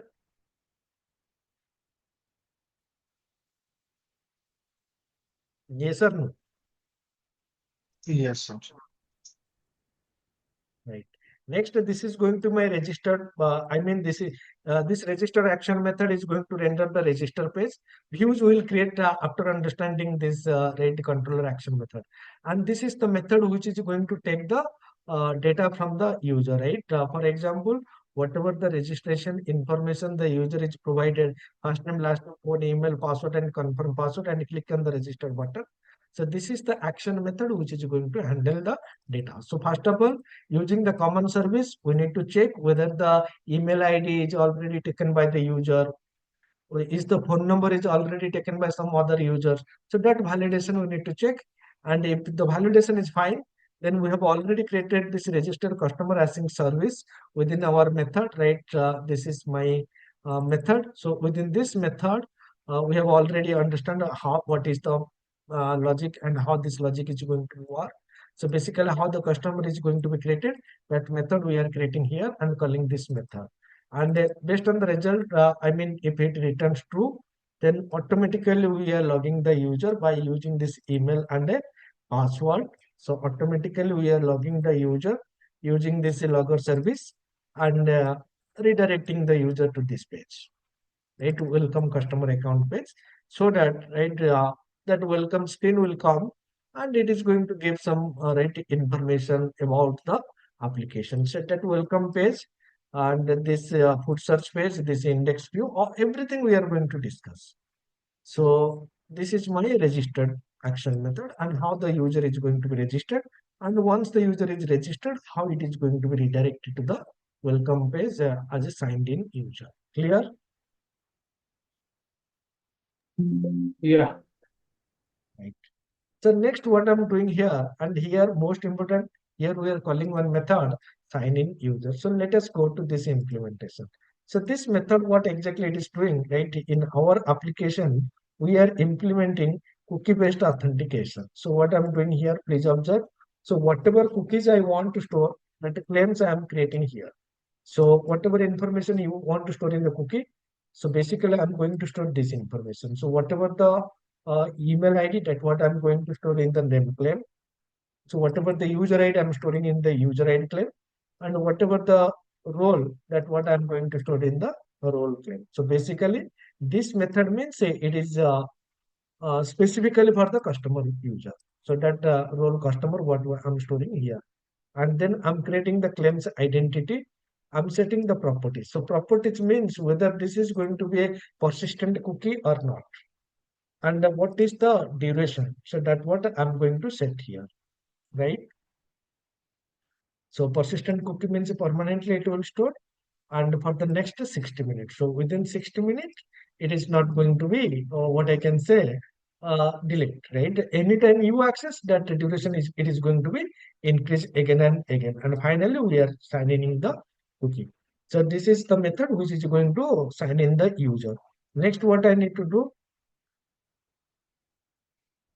So registered is done. So welcome page. So that welcome page HTML we are going to generate. This screen is going to be come. So next one is login method. So by default, whatever the return URL. So this parameter name is going to be constant. You cannot give a different name. If you provide a different name, it will not work.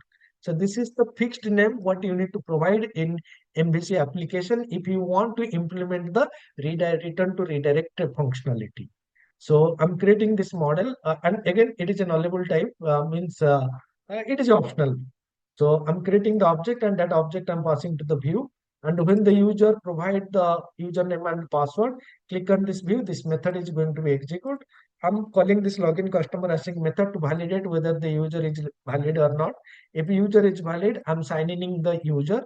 And after signing the user, what I'm doing here, please observe, I'm checking whether this return URL is not null or empty.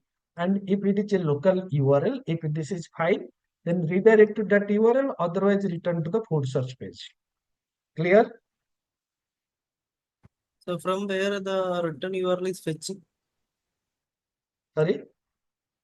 Automatically, that is going to be set by the system automatically. So that is what I have said. Na? So in this case, currently you are index page. Suppose you are right, you are trying to access this page, home/page 1. For this page, authentication is required, and you have not authorized yet. You have not logged in yet. Then the framework will automatically redirect you to the login page. And whenever it redirected to the login page, this URL or the page which you trying to access, that is going to be stored inside your return URL parameter. If this is not clear, don't worry. Practically, I'm going to show you this thing. Right? I will show you and I will explain you how it is working practically. So next method is my food search. That is what I have already discussed. So I mean, this is the page that what I need to develop.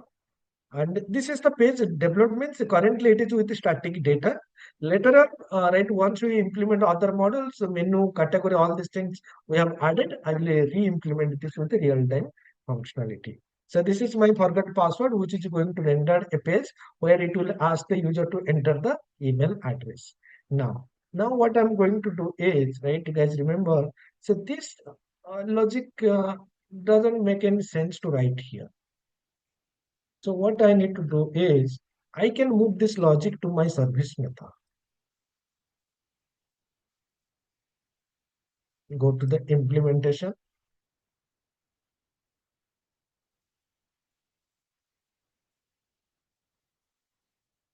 So here you can write this logic. So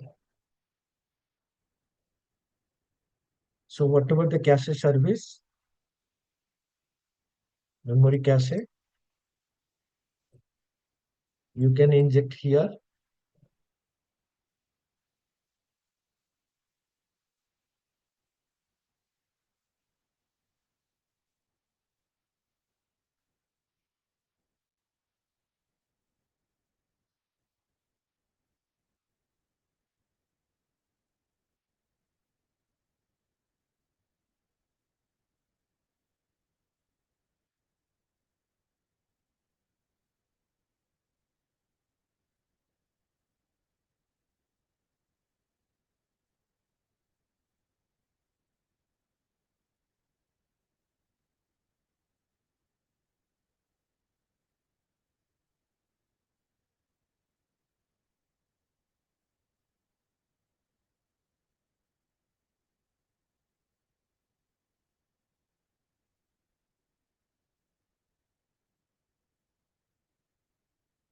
Okay, so this is the that what it is going to make it difficult. Okay. Okay, so this URL that action which is going to generate the link which is not accessible within the service class, because this is the class which is provided by the controller base class. So controller base class means this is not possible within the customer service class. So let me remove these things.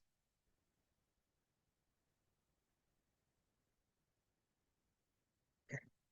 So now what I'm doing here, I'm sending the email. Okay, so this is the after successfully, I mean, if this customer is existing, then I'm generating one token. This is going to be a GUID. And here that email is going to be the key. The customer email is the key. This is going to be its value, and it is going to be stored in the memory for the next 15 minutes. So within the 15 minutes, the user has to reset the password. And after preparing the body, I'm using the same mail service send email method to send the email. So then reset password, whenever the user click on this link, this is the method which is going to be invoked. Whatever the token and email that what we have set in the link, that what it will receive here. Here we are checking whether the token is valid and email is valid. I mean both are not null. Then I'm preparing this object and passing this object to my view model. So then whenever the user provide the current right password, provide the confirm password and click on the button, this method is going to be invoked.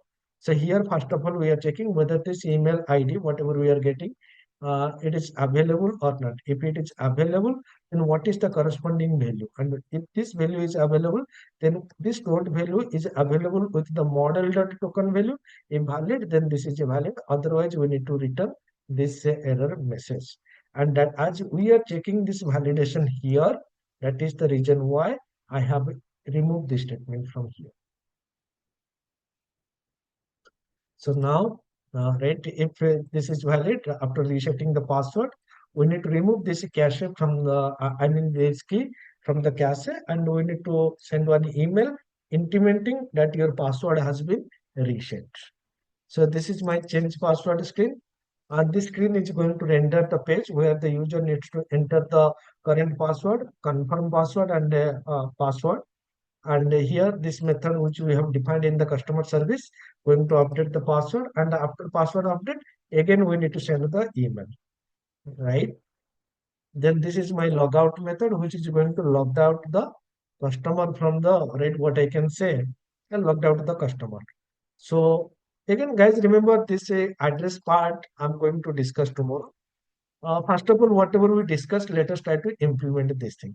So this address functionality and other functionality we'll discuss tomorrow. For now, right, we need to implement some functionality. So next, what I'm going to do, I'm going to create a different layout for the customer panel. So what I'm going to do, so in my views class shared folder, I'm going to create a new layout. That layout is going to be this one. Layout underscore customer. So all the customer related views, they are going to use this layout. So let me go ahead. So here what I'm doing, I'm checking, right, if the user is logged in. If the user is logged in, then I'm going to display this my account button. Within the my account button, I'm going to display my account, add address, manage address, change password, logout. Everything is going to be displayed, right? And then if the user is not logged in, then I'm going to display the login and the registered button. Clear? Yes. Right, so that address functionality, guys, will continue tomorrow because that is also very interesting. We'll discuss tomorrow. Now, next, what I'm going to do, I'm going to create my index page. So this index page of my customer controller, right click, add view.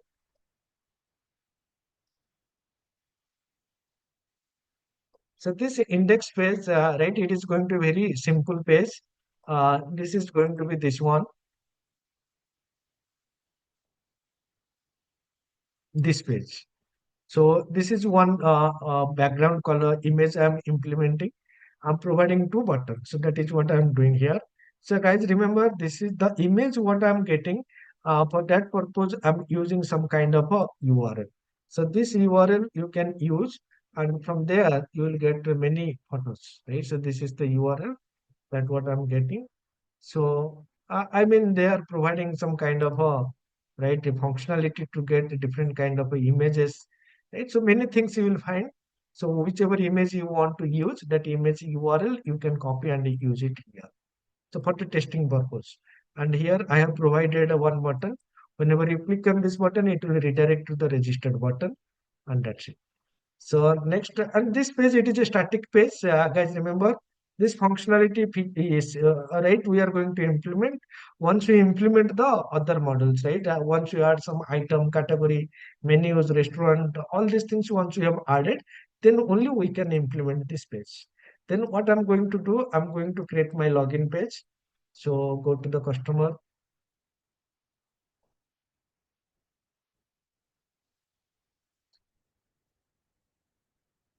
Right click, add view, reserve view empty. So login.cshtml. And this login page, it's very simple. It is going to have uh, one hidden field for the return URL and two text box and one what I can say checkbox. So here this is going to my left side image you can see. So in the login page you can see what I'm providing in the login page. On the left hand side I'm providing this image. So that image I'm getting again from the image.on flash. I'm setting whatever the message you want to display. So this is my view bag dot error. If any error occurred, which is not specific to any particular model, that error message I'm going to display here. So this is my login method. Sir, Whenever yes, anyone saying anything? yes, Okay. yes. The what is this a view back functionality? View back. What is this view bag? Yes, yes. So you are evening batch student, or morning batch? Evening.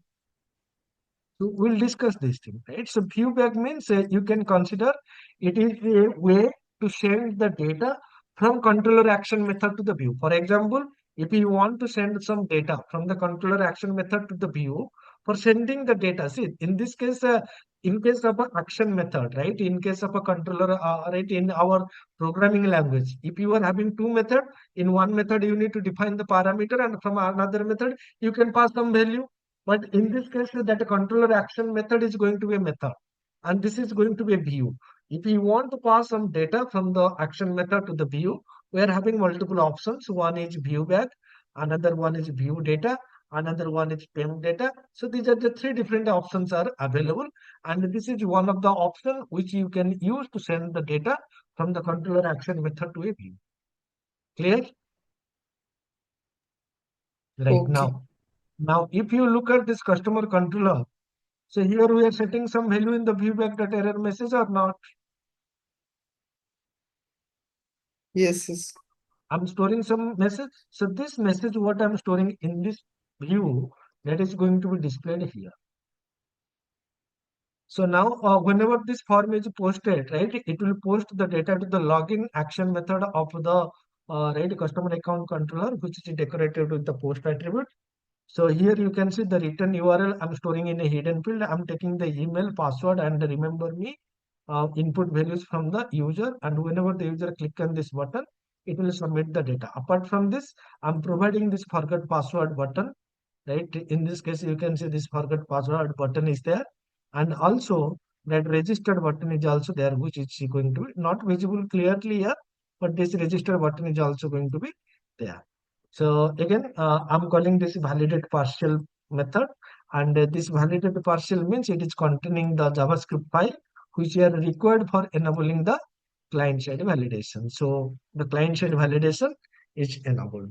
Next, what I'm going to develop the food search view. So again, what I can do is within the customer account method folder, views customer account, I can add a new view. So this is going to my food search after the customer is logged in. So this is the page which is going to be displayed, and within this page, the view, the customer can search for foods right here.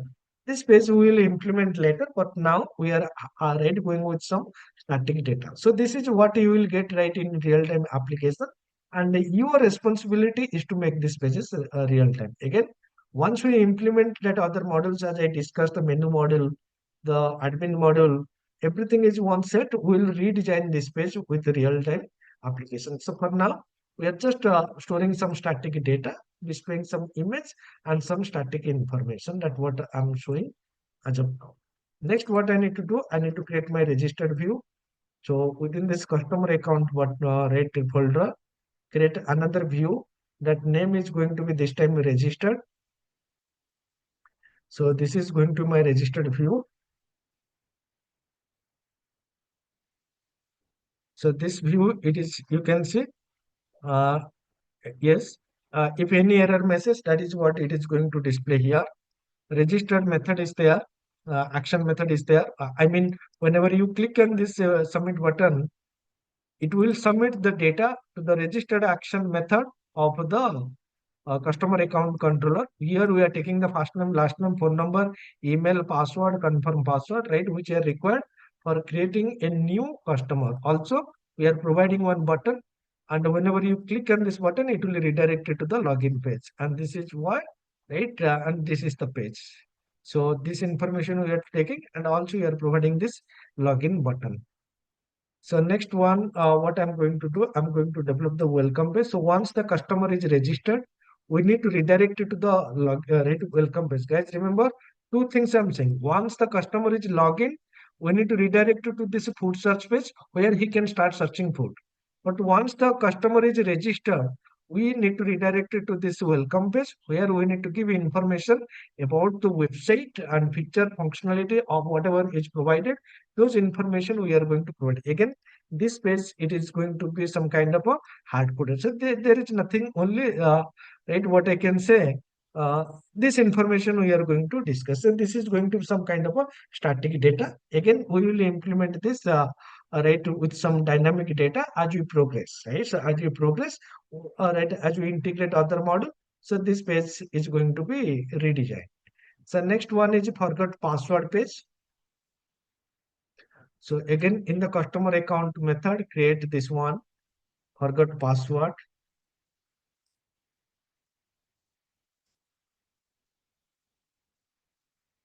So here you can see we are only taking one input field, that is email ID, using which we need to send the email.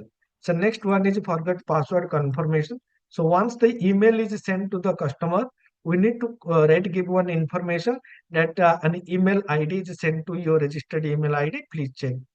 And there you will find how to reset the password. That informational page we are going to provide. This is going to be a static data, so no dynamic data is there apart from this button which is providing right to login functionality. How to login, that login link I am providing, and this is going to be very simple and static page. Reset password.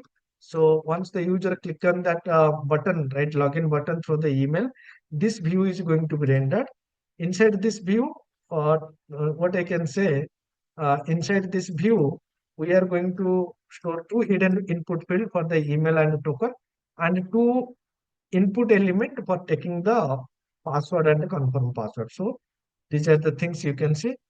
First of all, if any error message, that is going to be displayed. Two input hidden field I have created. The data they are going to store, but they are not going to be visible on the user interface. So this is going to my new password and confirm password page, and this is going to be my button. So when you click on this button, it will submit the data to the reset password post action method of our controller. So next what I need to do, reset password confirmation. If the password reset is successful, then this view is going to be rendered, going to display that your password has been successfully reset, and now you can re-log in using your new password. So that what you can see here, that message I'm going to provide here, and here again return to login method. So next what I'm going to do, I'm going to implement the change password. Now guys, difference between a reset password and change password means what? In case of a reset password, the user doesn't know the current password, but change password means using the current password, we are going to change the password. So in this case, what we need to do? We need to take the current password, new password, and the confirm new password. Three things we are going to take: current password, new password, and the confirm password. And then this is going to be my button, which is going to write submit button. And this is my button, which is going to be redirected to my account page. So next, what I'm going to do, change password confirmation page. So this is the page which is going to be rendered once the user successfully changed his password. So let me copy. Again, this is going to be some static information saying that your password has been changed. Please use new password for future login. Then access denied page.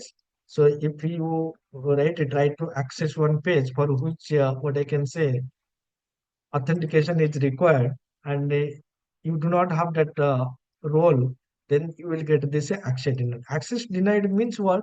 Now you are a logged in user, but you do not have permission to access a particular page. So in that case, this access denied error message will come into the picture. So then this is manage address, which we will discuss later. And add address we will discuss later.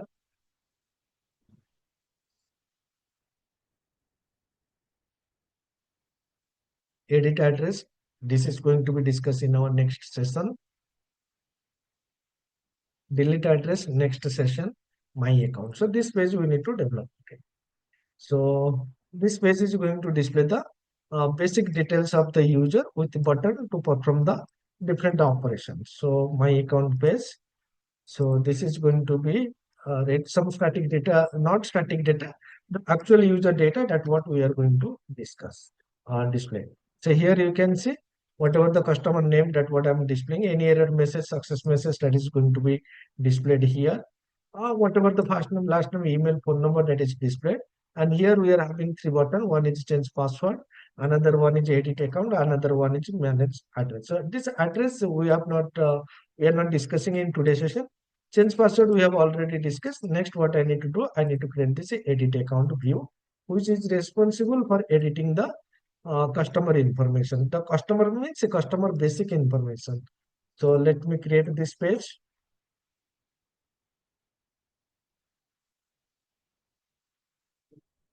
Right. So once this is done, so that's it. So here you can see we are providing the input element. So storing the user ID on the hidden field. Using this user ID, we are going to update the information. So the first name is there, last name is there, email is there, phone number is there, right? So these are the information which is required. So let us run the application, see whether it is working as Sir, expected. what is this? Hello? Yes. Hello? Yes, What is yes. the render partial async kind of things? Sorry. Render partial async, you diff in the below there is one inside the script like this. See, in this case, right, there are, so this is going to be a partial view. So first of all, I hope you don't know what do you mean by partial view, right? Yes, yeah. See, this is what I'm going to discuss in your evening session. So first of all, this session is only ready for those who are having some basic knowledge of a ASP.NET MVC. And I assume you have Okay. zero knowledge on a ASP.NET MVC, right? Yeah. So for now, what you can understand, this is a partial view. As this is a main view, which is going to be rendered, the partial view means it is going to be rendered inside a view. And inside this partial view, you can see this is partial view file is there, where I'm providing some JS file, and this JS file is basically used for client-side validation, and that JS file I'm conditionally rendering here. That means this view, within this view, this partial view is going to be rendered. So whatever code you have written here, they are going to be rendered right within this main view. So for now, just remember this thing again, right? In your batch, I'm going to discuss a ASP.NET MVC concept. For now, this view part you just forget about this view functionality.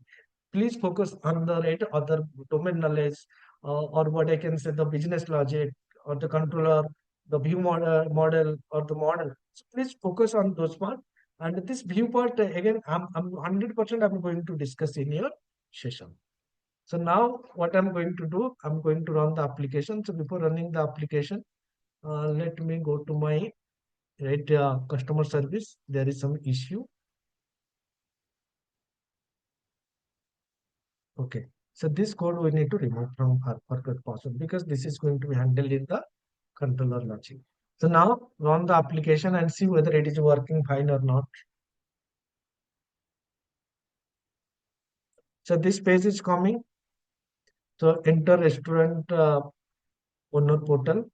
So restaurant owner portal. So basically we need to give some small name.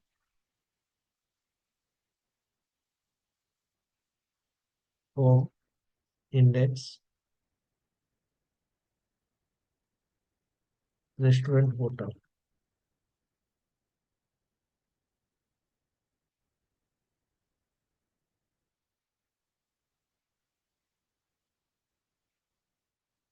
Okay, so this is the home screen which is coming.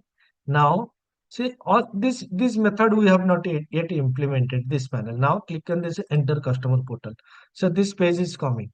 So here you can see login and registered button is there. So now what you need to do, you can click on this one which will be not functioning at this point of time because we have not implemented. Now you can see this login, registered and sign up. These are working. So if you click on this register button, this page will come where you can register. So now provide some data. So let me give. So I'm providing some invalid information. See whether I'm getting any error or not. See immediately I'm getting that error that email field is not a valid email address.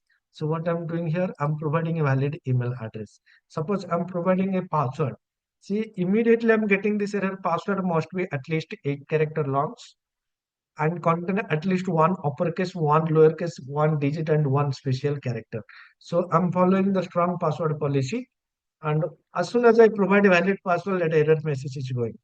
So this is possible because of the client-side validation. So immediately, right, if I'm providing some wrong password, I'm getting that error message immediately. So once I provide this information, click on the registered button. So which should register the new user.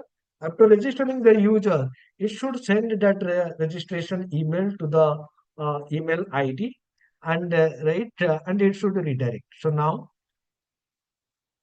open the email ID and check whether you are getting that email or not. So which email ID? So Pranay Kumar 7. To open this Pranay Kumar 7, see my food delivery. So that is what I'm getting. So welcome Pranay. Here you can see I'm getting thank you for registering. Your account has been successfully. So whatever message you want to provide, that what you can provide. And here this my food delivery app, what I'm getting the name only because that what I have set here. So whatever the name I have provided here, sender name, that is the reason why that name I'm getting here, right? So that what you need to understand. So once this is done, next what I need to do, I need to check, rate this. So this is the welcome page. Here you can see welcome to food delivery, right? And whatever beautiful page how you are making as per requirement, this page you can make. This page currently it is having some static data. We'll make this page dynamic.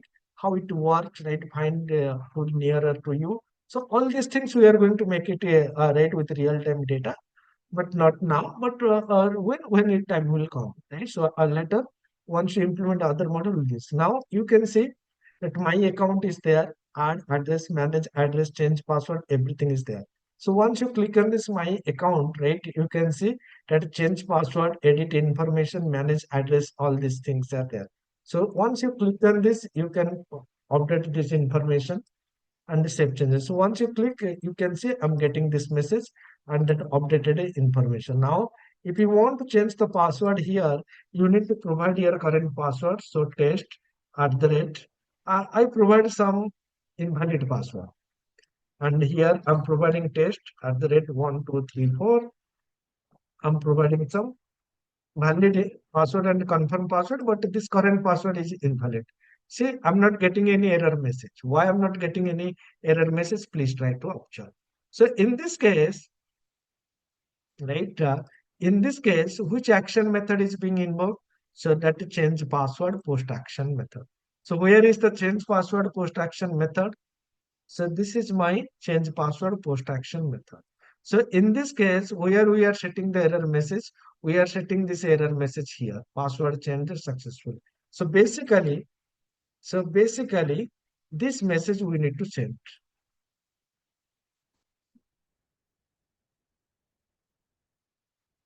Viewback dot error message. So this is going to be my error message. So that what we need to set here. So then what I need to do? Also, I need to set this error message here.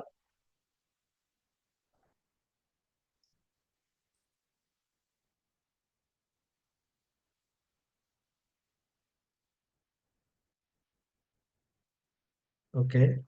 So now what I need to do?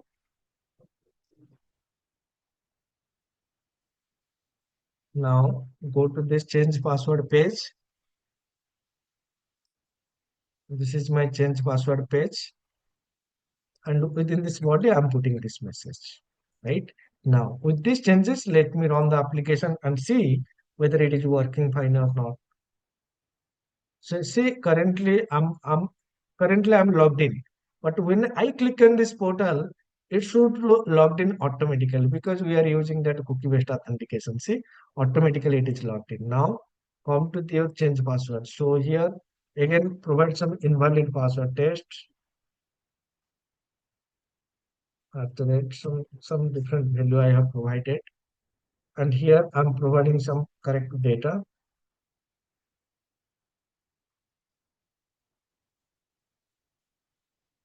Now click on this one. See, password do not match. Okay.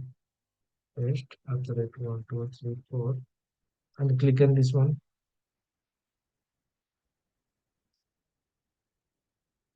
See, change password failed. Please ensure your current password is correct. So basically, your current password is invalid. So what I need to do? I need to provide it my valid password. After providing this password, I'm providing some valid current new and confirm new password. So test after it 1, 2, 3, 4, and click on this one. See, password changed successfully. And once the password changed successfully, we should get that email. See, I'm getting this email, password changed confirmation. Clear? Yes, sir. Right now. Now, similarly, you can see address functionality we have not implemented. We'll see this manage address and all these things now. So we are having this no forgot password. See, so now what I'm doing here, I'm providing my email ID here. So send reset link.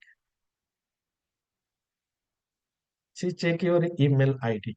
So now if you go to your email ID, see, I'm getting this email, reset to your password. So I'm getting this email. So this email, if you look at this email on the below, you can see this combination. See, just look at this place. So is this containing something called a token and email? Yes. Now click on this one. So here see that a token and the email it is coming. So now in this case, this token and email already there is in the hidden field. So what you need to do, you need to set the password. So again, what I'm doing here, test at the rate 1, 2, 3, 4, test at the rate 1, 2, 3, 4, and I click on this reset password. See, your password reset is successful.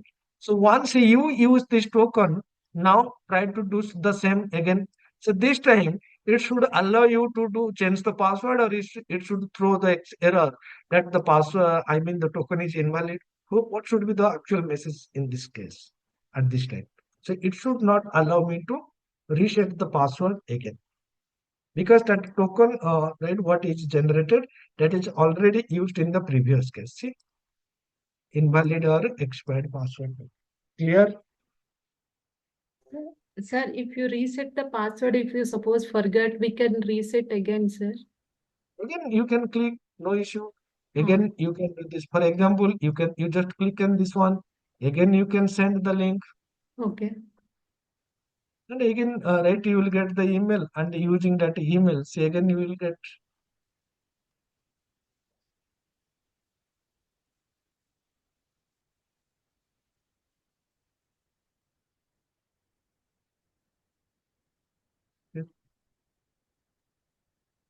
But this time the token is different. Yeah, definitely, it is going to generate a new token.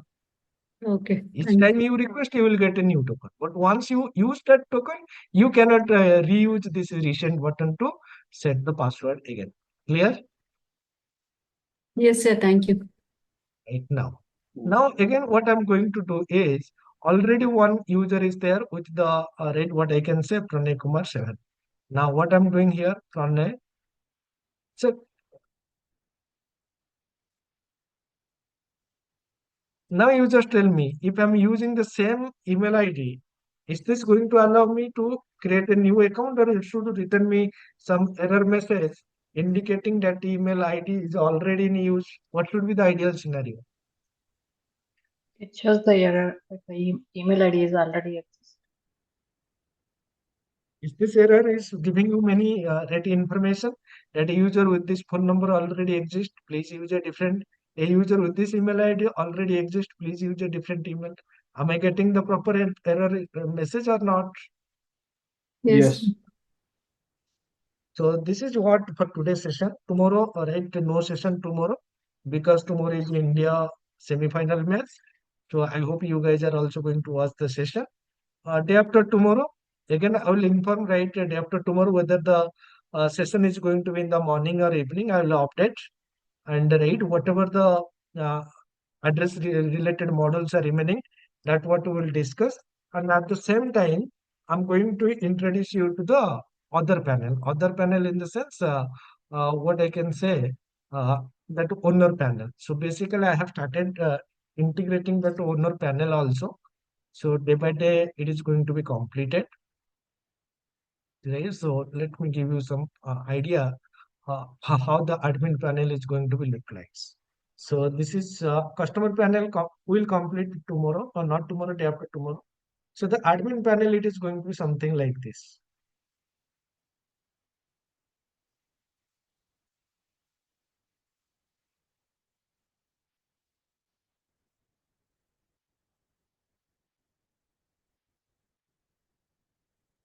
This I mean this is I'm just started working here. So this page is going to be right. It is going to be changed. I just right started developing. I will implement. I will complete this page. So now if you look at this registration page, it is going to take this information. So your personal details, bank details, business details, right? Everything, right? The complete application, right, with the proper functionality, day by day we will implement. We will proceed day by day, and day by day some new functionality, new implementation we are going to implement. And once this basic functionalities are completed, basic means that a customer registration, authentication, business owner, I mean that restaurant owner functionalities, then that what I can say delivery panel, delivery partner functionality, admin. So once this overall setup is done, then we will start implementing the other core functionality like adding the cuisine, adding the menu item, deciding the price of all these things we will set. And once that is done, then only we can proceed for the search functionality and the order placing. So once order search functionality are completed, then we are going to implement some kind of a right chart. Chart means that bar chart, so which is going to indicate how many current days pending order, success order, total amount, sales total amount. So everything we are going to implement. Right, we are also going to implement that right, invoice functionality. We are going to set, right, the admin is going to set that invoice format through the CK editor panel. So where he can set what should be the invoice format pattern for payment successful, for failed, everything we are going to implement, right? And those who are attending my morning session, they might be knowing this thing, right? We have discussed this thing uh, in a talk. I mean, one by one, we have discussed this thing. Now it is time to combine all these things and implement the right actual. I mean, putting all these things together, what we have learned, we are going to make the real-time application. Clear? Yeah. Yes. Clear. Right, so this is going to be page. This is going to be yes, so this is going to be my right restaurant owner admin panel. So here you need to give some more information why should you choose our services, right? What is our application, how you can get started, right? All these things we are going to provide. Clear? Anyone having any question? While doing payment, you are including the like Paytm, these and functionality also including, sir? So do you think that what I can implement here? So do No, you think Paytm, any payment gateway, they are going to provide their services as free of no, cost? sir. I'm just asking you. Okay. So that is not possible. Yes, what we Yes, can sir. do is Yeah. we can integrate that simulator. Simulator means that real time is not going to be happening. That real time functionality is not possible. We are going to simulate that functionality. For example, Yeah, if you are okay. going to online payment, right, credit card. So Huh. we will make some kind of a simulator where 60% transactions are going to be successful. Yeah. 50% are going to be in failed, 10% are going to be in pending status. So those kind of functionality we can implement. And that Okay. is what we Okay. do. Okay. Okay. Thank you. Anyone having any question, they can ask. Sir, can we get little bit idea about a chat window or something customer support or like that? Chat, you can implement Signal are not any issue. If okay, so that what we're trying to cover up that also. Okay, Right? okay, For sir. example, Thank if you, sir. anyone That will be very great, sir. that support, then that what also possible. But the thing, see, the problem is that, right, I'm occupied with multiple tasks, right? So I'm taking 2 batches, and those 2 batches currently is on hold. So one morning batch, one evening batch. As I'm giving more time to this particular project, right, their regular sessions are going to be on hold. And right, people are asking, sir, when you are going to continue our session? So something like this. But yes, that chat functionality is also very, very important. You have any idea related to Signal R? No, sir. That's why, sir, I wanted to know a little bit about that. You will implement that. That also will implement. Okay. Yeah. Clear, guys? Thank you very much. Tanay. Thank you, Thank sir. you Thank you very very much. much. Thank you, sir. Guys, right, Very interesting. let me stop the record.